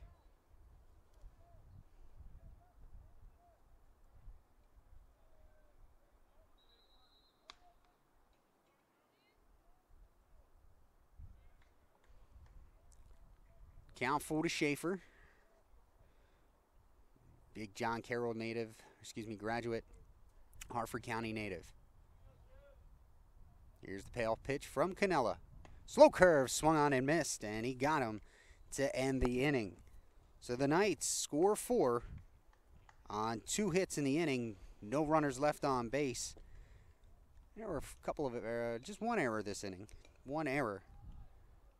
At the end of 4, it's Knights 7, Seahawks 0.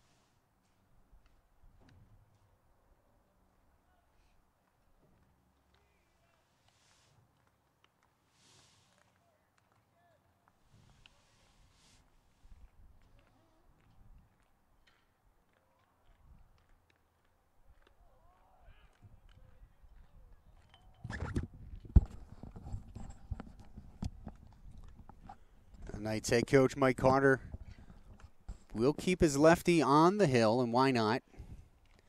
Pitching a pretty good ball game so far. 4 strikeouts, 4 walks. He's allowed just 2 hits and got out of a jam last inning. The inning started with a walk and a double. He got the next hitter to pop out, struck out the very next hitter, And then after a walk to load the bases, struck out Murray to end the inning.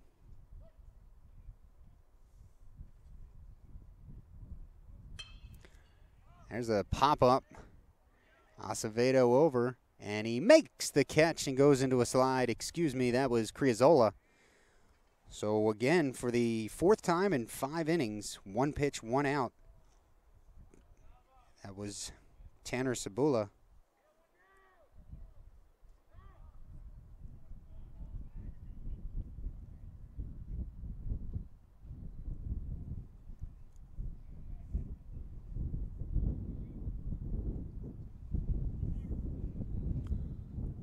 Back to the top of the lineup.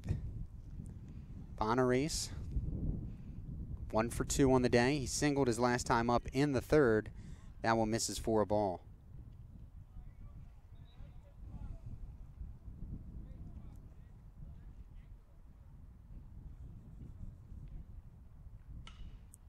That one popped up foul. Excuse me, to second base. And caught by Criazola. I apologize for that. The ball, as soon as the ball went up, I looked at Watson, and Watson threw the mask off like it was popped foul. At any rate, 3 pitches for Biss. And there's 2 down. Doolin, the Seahawks second baseman, steps up now. Officially 0 for 2 and is grounded into a double play. That one low and in for ball 1.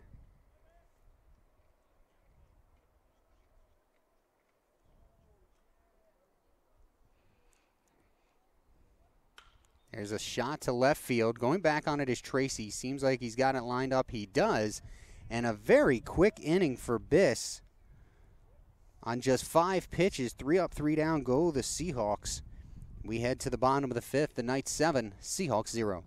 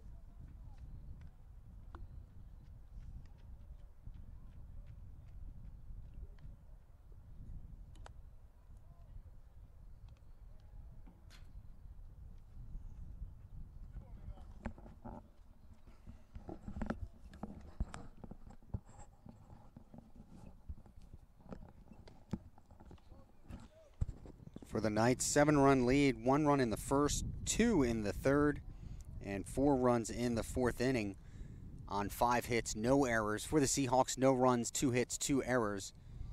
It'll be Fife, Van Horn, and Ritter to start off the 5th for the Knights. Fife comes up. He's 0 for 2 today with a strikeout. Popped out to the second baseman in shallow right field in his last at-bat.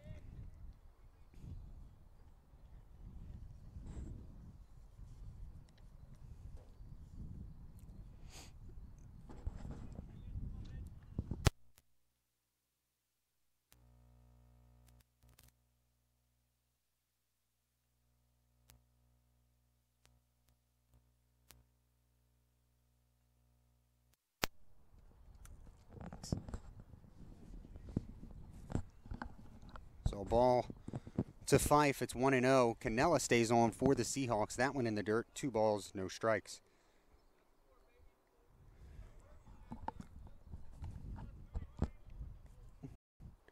Goes into his windup. Now the pitch. There's a shot to third. Big hop. Good play and scooped out over there at first base. Ball first came down there. Big hop. He was already down on the ball. Good reflexes and ability to get to the ball. And made a decent throw to first. Robinson dug it out. And there's one down.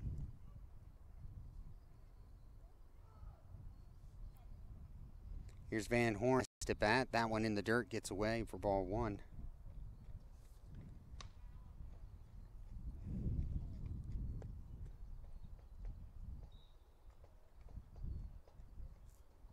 Steps out now.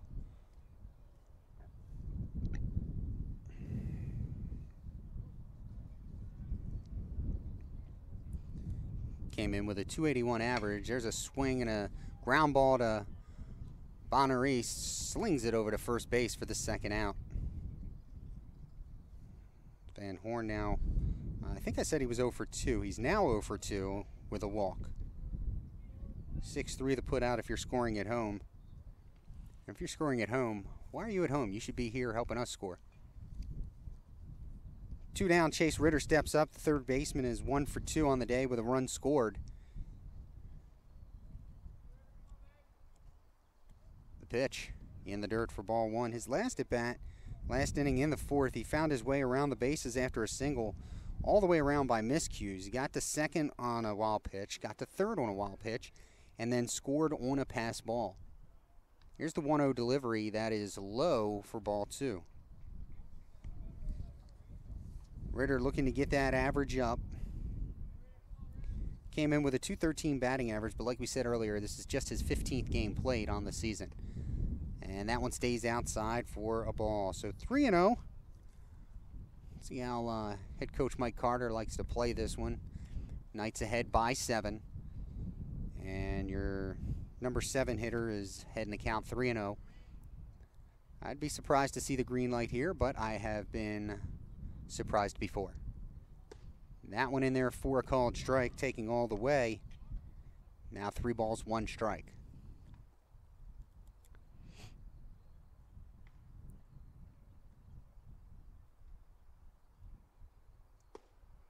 That stays low, and a 2-out walk to Ritter will bring Watson up to the plate.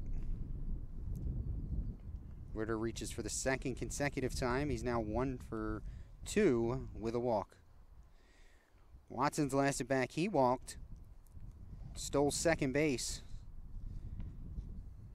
and he came around to score on the Tracy RBI single 1 hitter later. Cannell appears in, he gets the sign, starts his set high, but now finally comes set close to the belt. That'll stay low for ball 1.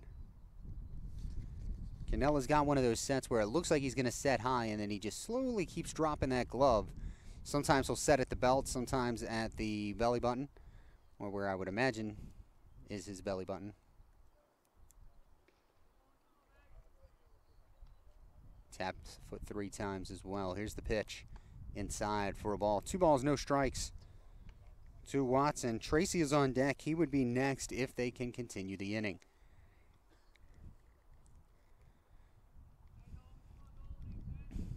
Watson, as we said, looking to break out of a slump. The pitch stays low, ball 3. And we said this last hitter, but with Nolan slumping, it might be crazy, but could have him swinging on this 3-0 pitch. Cannella comes set. And in the dirt, walks him on 4 straight. That is 9 pitches this inning. 8 of them have missed the strike zone. Now 9 pitches his last 2 batters. 8 of them have missed the strike zone. Now runners at first and second with 2 down after back-to-back walks, and it'll be Tracy. Tracy's last time up. RBI single. He got to second on a wild pitch and then scored in the dirt. There's a throw to second base from his knee, and Bonneries tried to swipe tag and slung the ball over to his position at short.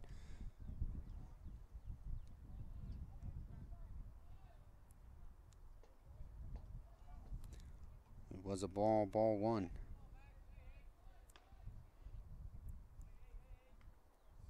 Ritter at second, Watson at first. Canella checks, now the pitch. Curveball in there for a strike.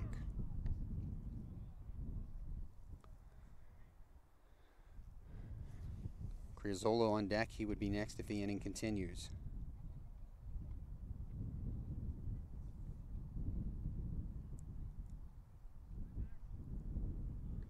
In the dirt, underneath a shut, he didn't see it, and the runners will advance.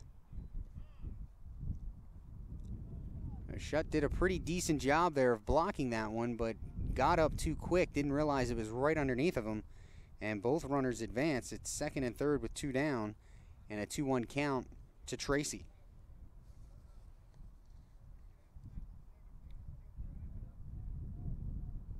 Tracy has 6 RBI on the season, looking to pick up number 7 and or 8. Home plate umpire shaking up on that play.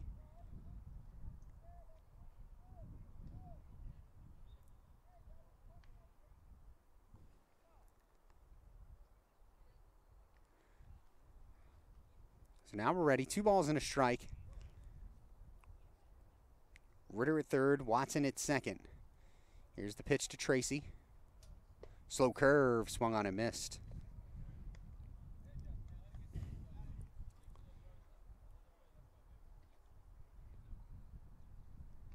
Two and two now to the Knights left fielder. 2 outs. Runners at second and third. Here's the pitch. Ground ball. Third baseman has it. On the run, throws it away. 2 runs will score. And going down to second base is Tracy.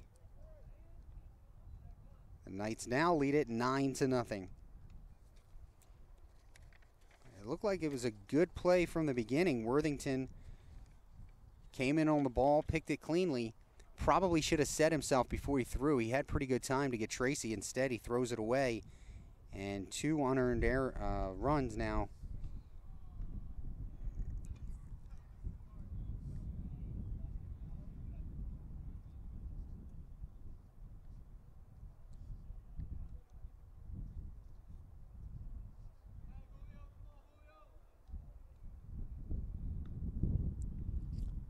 Make it a 9-0 game, excuse me.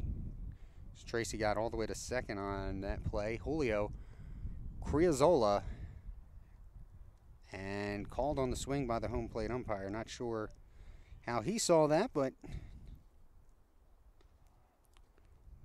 that is none of my business. So no balls and a strike to Criazzolo. Curveball stays inside for a ball. Tracy on second, trying to get confirmation. I believe if the home team is ahead by 10 runs or more, and it could be after 7. So here's the pitch. Swung on and missed. Criazzolo couldn't catch up to that one, and he is behind 1 ball, 2 strikes. Criazzolo reached on an error his last time up, stole second, scored. Time before that, he walked, stole second and third, and scored. And his first at bat, he doubled and scored. So he's been on base all 3 times he's been to the plate today and scored all 3 times. That's what you want out of your leadoff hitters. That one's in the dirt, gets away. Advancing is Tracy to third base. 2 balls, 2 strikes.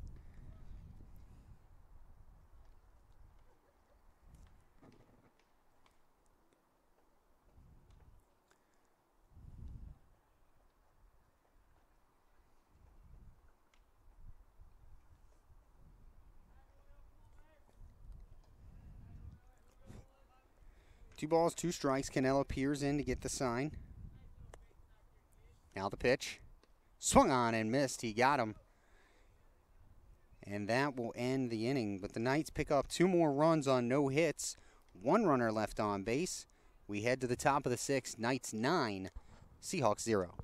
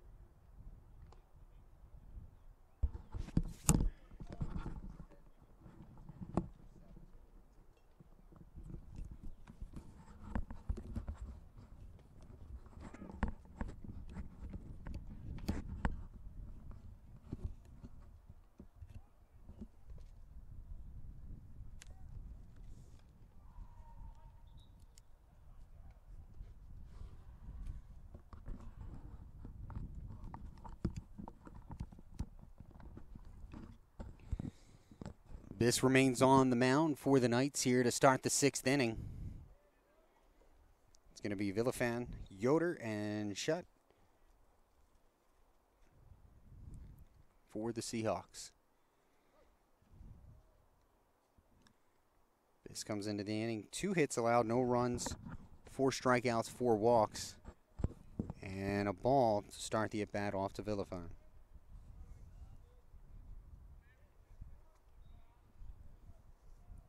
Villafan a walk in his 2 previous at-bats. Looks at ball 2 there. 2-0.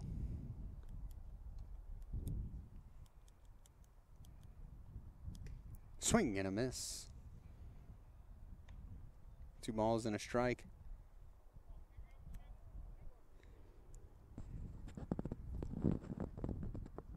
Andrew. And that one in there for a called strike.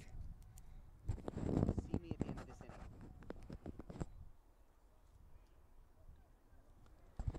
inning. So 2-2 the count on Villafan. Slow curve, got him.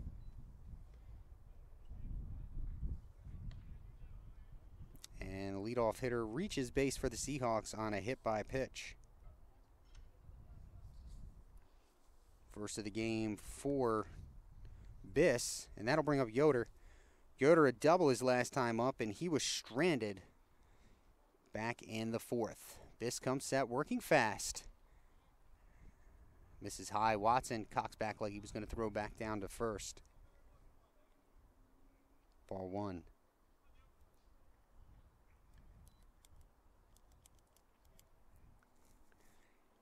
One-0 pitch. There's one into left field. Tracy giving chase. Turns around now, and it will go over his head all the way to the wall. Gets the relay in. It is cut off by Acevedo, and for the 2nd time in 2 at-bats, it's a double for Yoder. Going to 3rd was Villafan. So again, just like the first, back in the 4th inning, after a Yoder double, it's 2nd and 3rd with nobody down as the Seahawks look to get back into this one. Andrew Shutt steps up to the plate. Same scenario as his last at bat. He took the first pitch and popped out to Watson behind the plate for the first out. Let's see what he does here. Biss taking a moment to get the sign. Now he comes set to the plate. Swung on and missed. Shutt again going after that first pitch.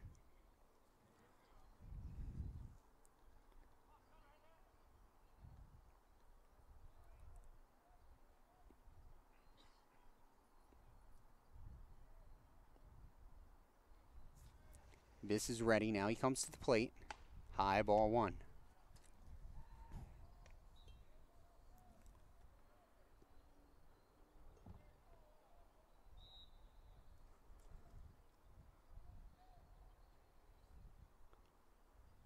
One ball, 1 strike, nobody down. The Seahawks have 2nd and 3rd. There's a pop-up foul coming back near us, and it will miss us for strike 2. I would have definitely tried to call it. A ball and 2 strikes. The shot was an outfield 3rd baseman when he played for the Knights 2 seasons ago. We do wish him luck the entire season, except for when we play them. 1 ball, 2 strikes. Shot trying to get the Seahawks on the board.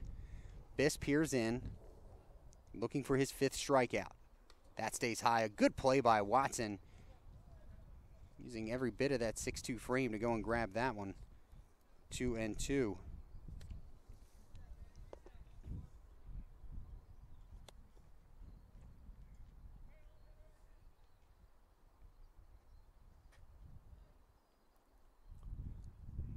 Biss is ready. 2-2 pitch. Stays high. Full count now. No activity currently in the Knights bullpen, so it looks like Mike Carter is going to let his lefty go out and get this one. Gets the sign. The 3-2. Inside for ball 4. And he walks the bases loaded now to bring up Robinson.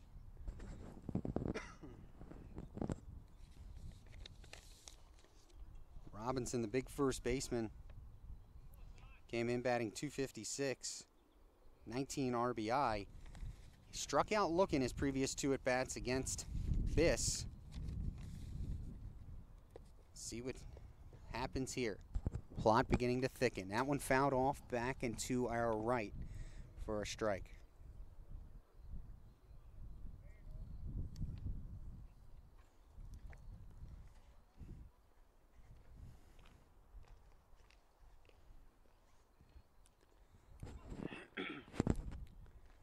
Looking at the Knights infield, Ritter at third is even with the bag, as is Van Horn at first. The infield playing slightly pinched toward the middle, otherwise in normal depth.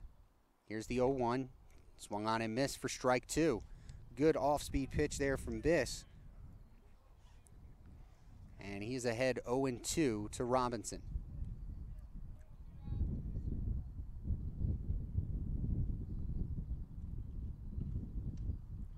Got to think the corners are going to come home.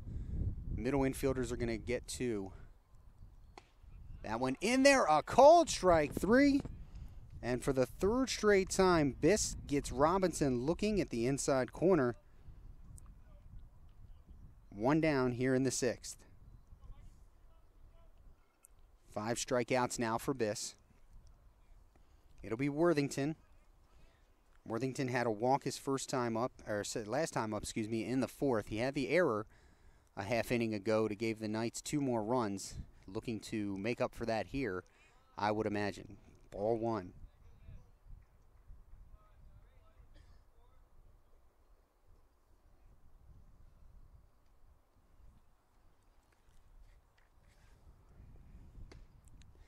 That one in there for a called strike count, even at 1.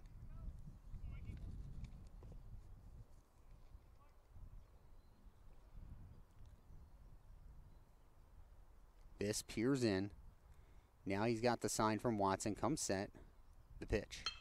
Ground ball to short. Acevedo will go to second for 1. Back to first. Not in time. And the Seahawks are on the board. It'll go 6-3 on the fielder's choice. Worthington reaches and picks up the RBI.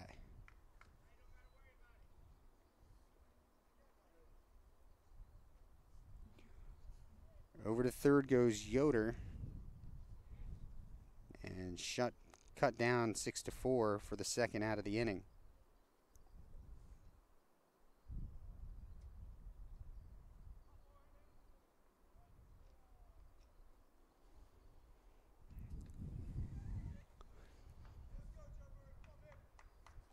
That brings up Murray. Ground ball to third. Ritter collects it, throws over to first, and that'll end the inning.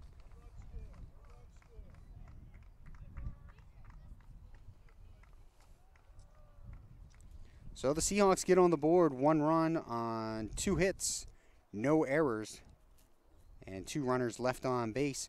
We head to the bottom of the 6th. Knights 1, Knights 9, Seahawks 1.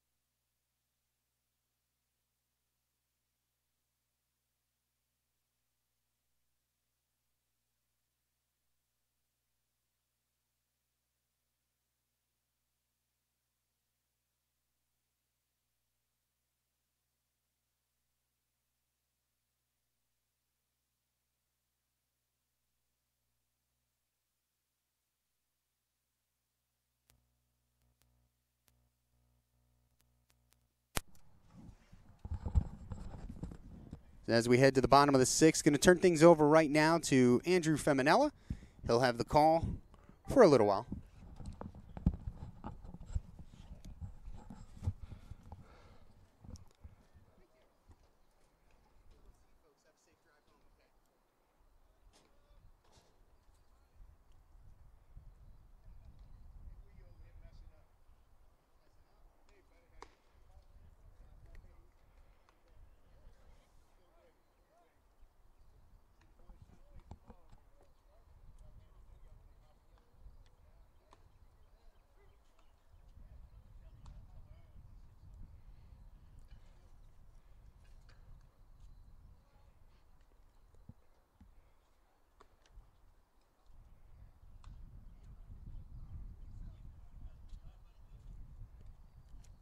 So we're here to set the bottom of the sixth off. Acevedo will lead off.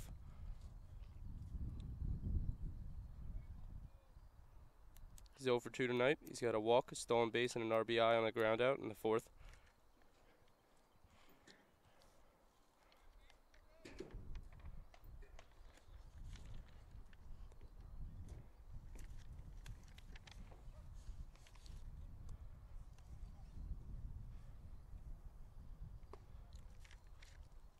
First pitch taken for a ball.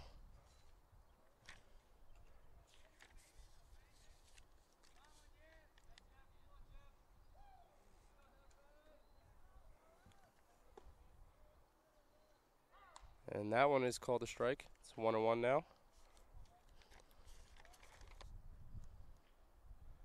believe the pitcher is Peyton Browning for Cecil. And that pitch is grounded to short.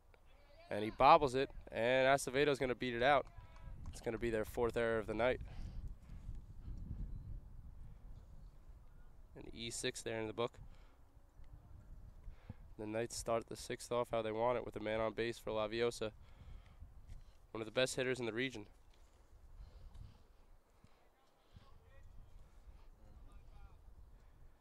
He's 1 for 3 tonight. He had a 2 RBI single back in the third. Came on a full count. Browning checks the runner. First pitch, inside for a ball.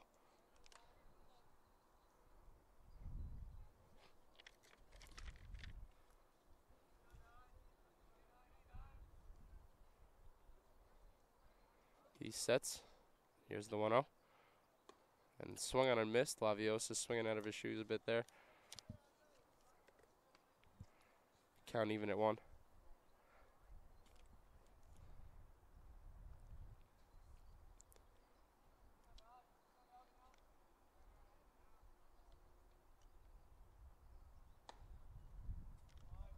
And the 1-1 pitch is also taken inside. Leaned him off the plate a little bit there.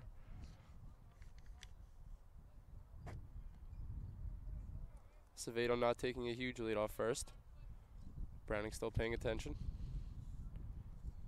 The 2-1 is in the dirt. It's going to be 3-1 now. A hitter's count for Laviosa and chance to do some damage. Potentially make this a 10-run game.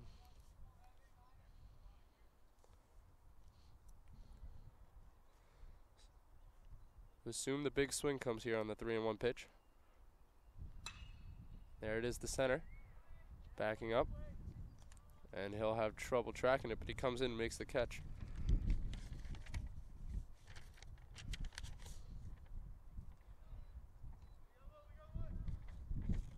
That's Sabua in center. And now there's one out. Up at the plate is Luke Schaefer. Tonight he's 1 for 3 with 2 strikeouts. He singled in the first.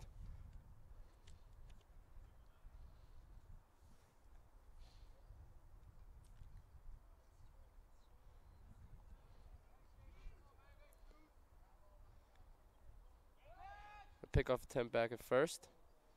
He's in there. Not the biggest lead off first, but they're making sure he doesn't get a jump. Schaefer the DH for the Knights. First pitch. Outside for a ball.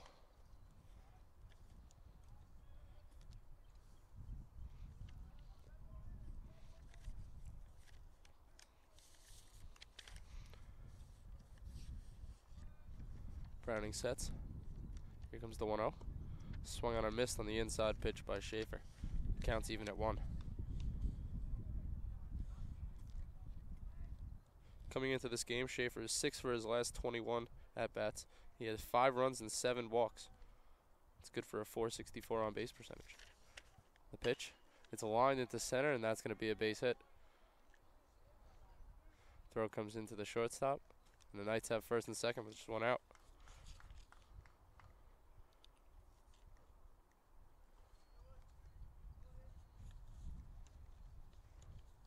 That'll bring Mitch Fife up to the plate with 2 men on.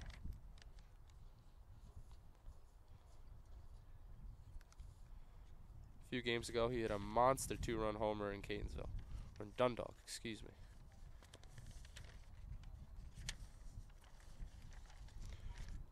Chance to do some more damage here. First pitch. It's a called strike.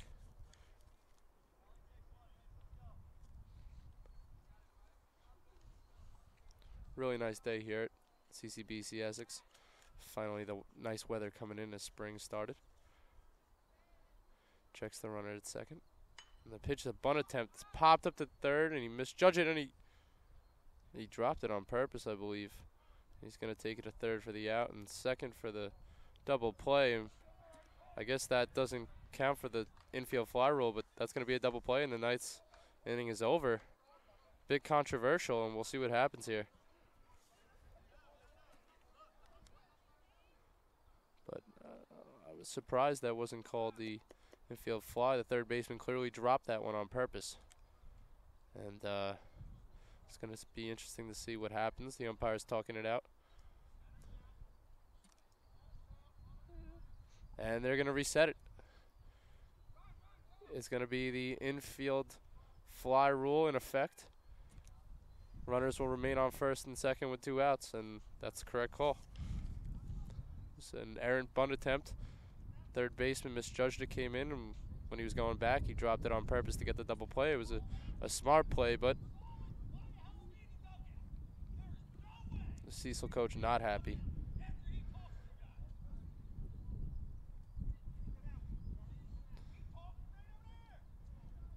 And we're going to be a little delayed getting this one going again.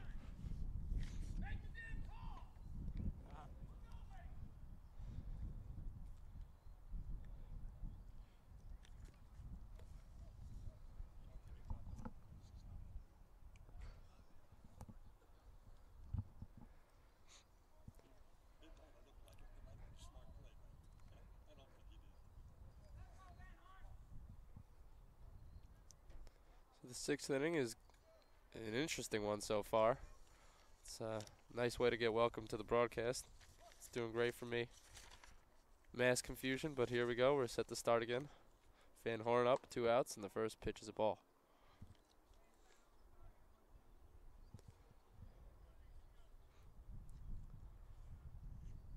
Van Horn 0 for 2 tonight with a walk. Grounded the short his last at bat. Here's the pitch, and he checks, swings, and it's a foul ball. Counts even at 1. 2 outs here in the bottom of the 6th. Acevedo on second, reached on the air.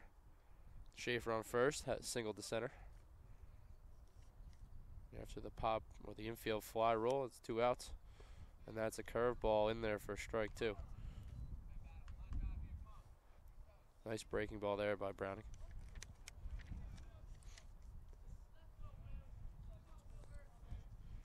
Here's a chance to get his team out of this one. Here's the pitch. And a line drive to second, but a nice snag there. That's going to be Doolin at second.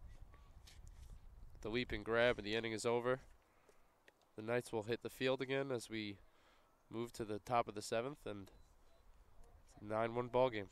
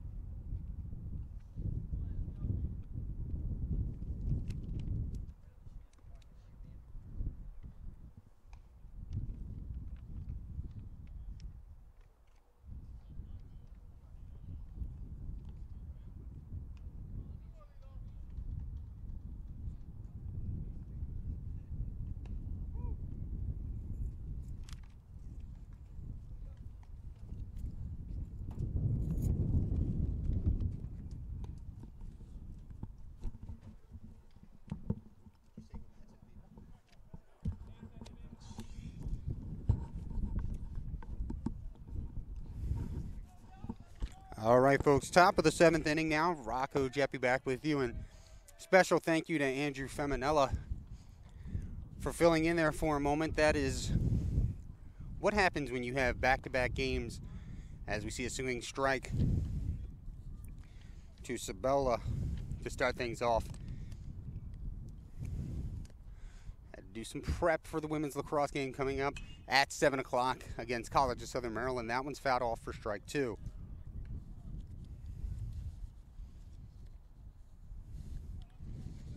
So Sabella in the hole, 0-2 here in the 7th.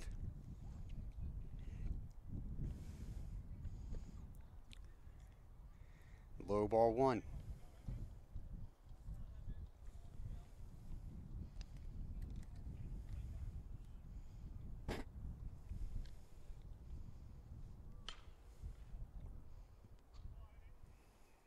That one fouled off.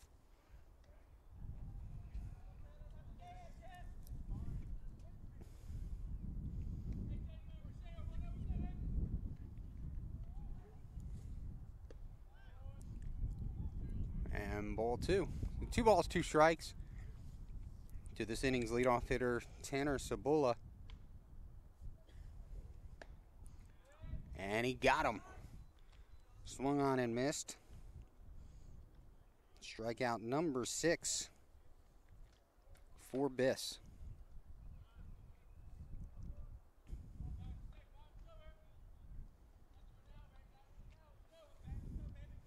Biss over the 100 pitch mark now here in the 7th. Back to the top of the lineup in Joseph Bonaris. Ball 1.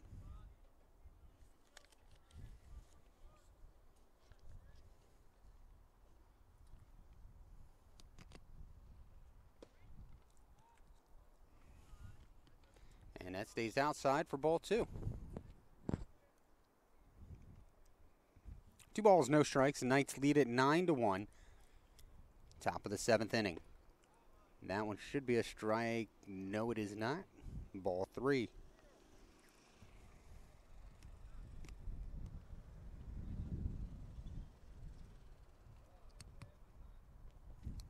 Here's the 3-0 pitch. That is inside for ball 4. So after striking out Sabula,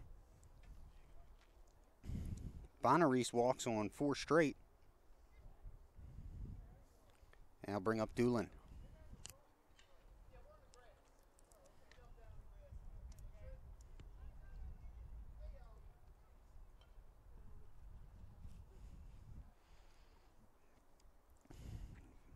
Fly out victim to left field his last time up was Doolin. He's 0 for 3 today and has grounded into a double play. Takes high for ball 1. Bonaris leading from first. He's 10 of 14 this year on stolen bases as Biss throws over. And again now.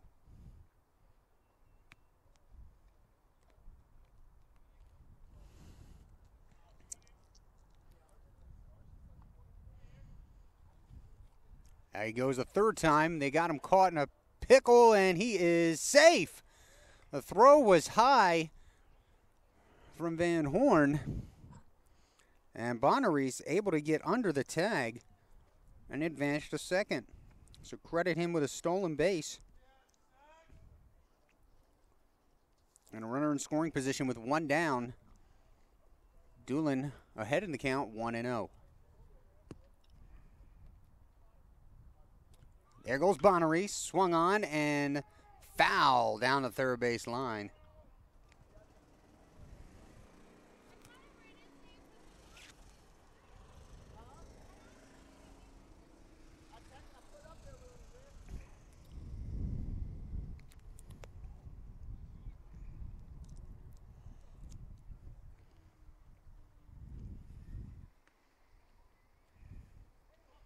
One ball, 1 strike to Doolin.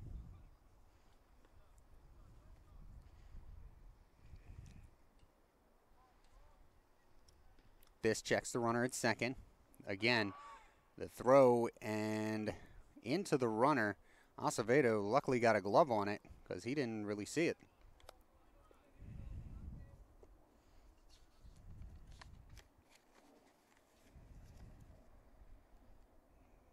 Reese now 11 stolen bases in 15 attempts. 1-1 to count to Doolin. The pitch. And that one in there for a called strike. The Knights 9 runs on 6 hits, no errors. For Cecil, 1 run, 3 hits, and 4 errors.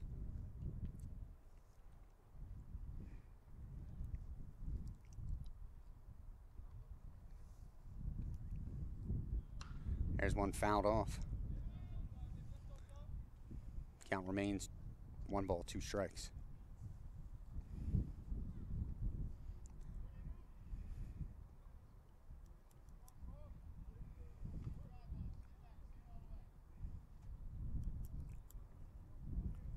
Biss going through the signs with Watson. Actually, I believe that's Jimmy Hussar that's back there. That's fouled off. Yep, Hussar is now catching. And we'll have to wait and see if he takes Watson's spot in the lineup. Watson is due to hit second when the Knights head to the plate.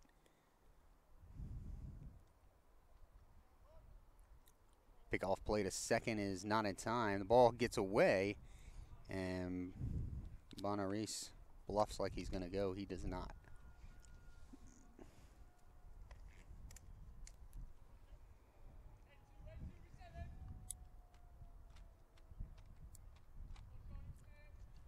One ball, 2 strikes on Doolin.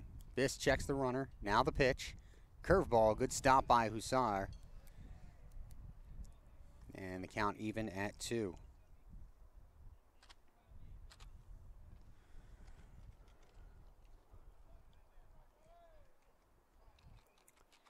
Two balls, 2 strikes, 1 out. Bonaris on second base for the Seahawks. Curveball stays high and outside for ball 3. So 3-2 now. Doolin has worked the count back in his favor. I'd like to see Biss just go right at him here. You got an 8-run lead.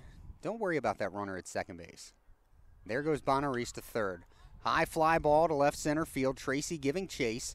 He's under and makes the catch. No play at second as Bonaris got back in time, and there are 2 down.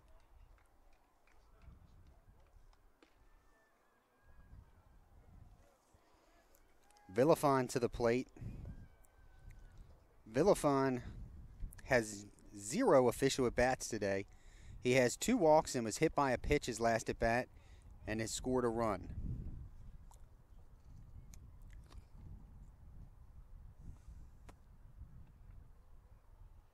Here's the first offering. And in there for a called strike.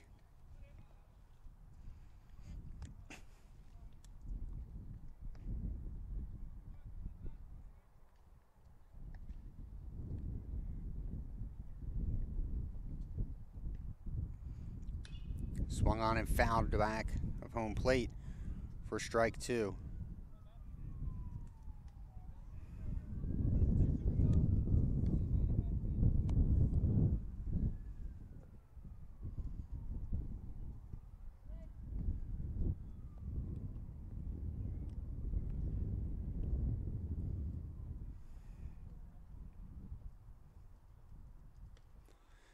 No balls, 2 strikes. There goes Bonaris. They'll let him take third.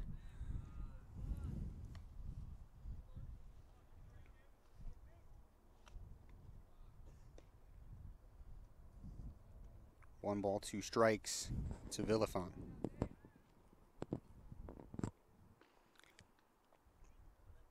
Swung on and missed. He got him to end the inning. His 7th strikeout of the day. And a runner is stranded at third. No runs, no hits, 1 left on, no errors. We head to the bottom of the 7th. The Knights can win it with 2. They're ahead 9-1.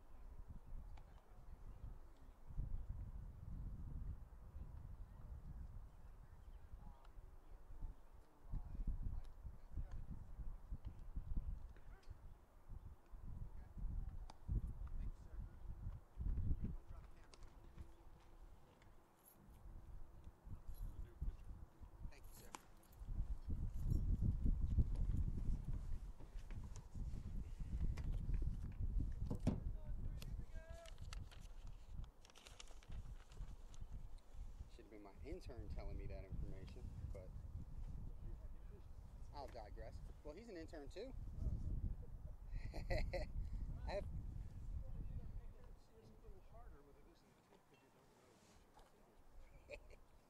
You got that right. So a new pitcher on for the Seahawks, delivers ball 1 to Ritter to start the inning off. It'll be Tyler France. We'll get you some information on him in just a moment. Ball 2.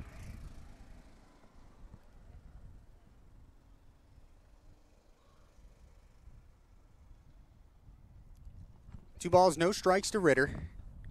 The pitch, outside, ball 3.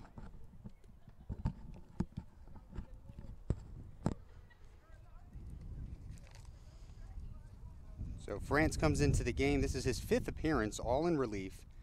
Just 4 1/3 innings coming in, 12.46 ERA.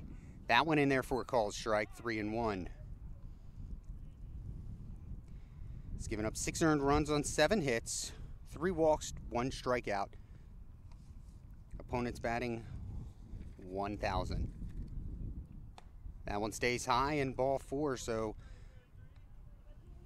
France walks the first hitter that he faces, and the Knights begin with their leadoff hitter on. Here's Hussar. Hussar came on for Watson to catch last inning. This will be his first at bat of the game. That one outside for a ball.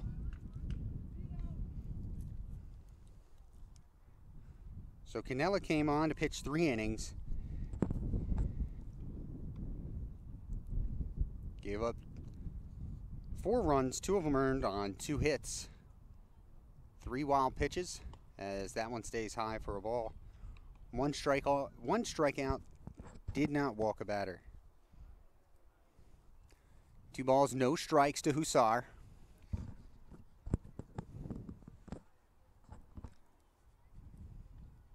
Ritter leads from first. Here's the pitch.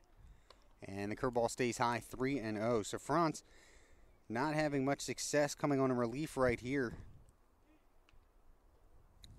He's thrown 8 pitches, 7 of them have been out of the strike zone. He peers in to get the sign.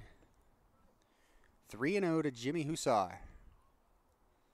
The pitch. Curveball high and tight, so back-to-back walks to start the inning off for Franz, and that'll bring up Tracy. Now, I know it sounds silly with a 9-1 lead, but don't be surprised if Tracy bunts to move the runners along here, because as we said going into the inning, the Knights score 2 and it's over. If you lead by 10, the home team leads by 10 after 7 played, the game is over. Well, I guess if either team leads after 7 by 10. But right now it's the home team. So here's Tracy with first and second, nobody down. First offering to him is a strike. So for the first time, Franz starts a hitter off ahead in the count for himself. Here's the 0-1 pitch coming up. That one sent to left field. Long fly ball. That ball's got a chance, and it is out of here. A 3-run homer, and that will end the game in spectacular fashion for the Knights. Don't turn off the scoreboard. So Max Tracy takes that pitch low and in, puts it over the left field fence, and the Knights walk it off. A 12-1 win. No innings pitched for Franz, 3 runs, all of them earned. No hits. And that'll end this game. So for the scores here, let's take a quick look. Troy Thomas, he's going to be the loser. 3 innings pitched, gave up 5 earned runs. He was our starting pitcher. And it'll be Biss, 7 innings of shutout ball, 3 hits, 7 strikeouts, 4 walks, and a hit batter.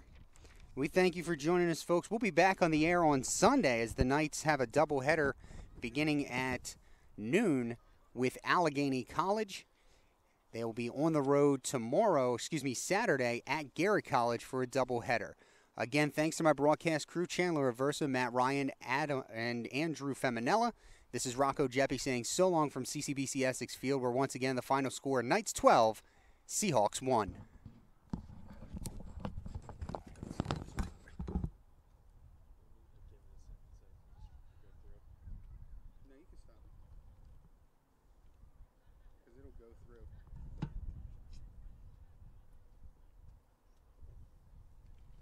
You're good, Matt. You're good.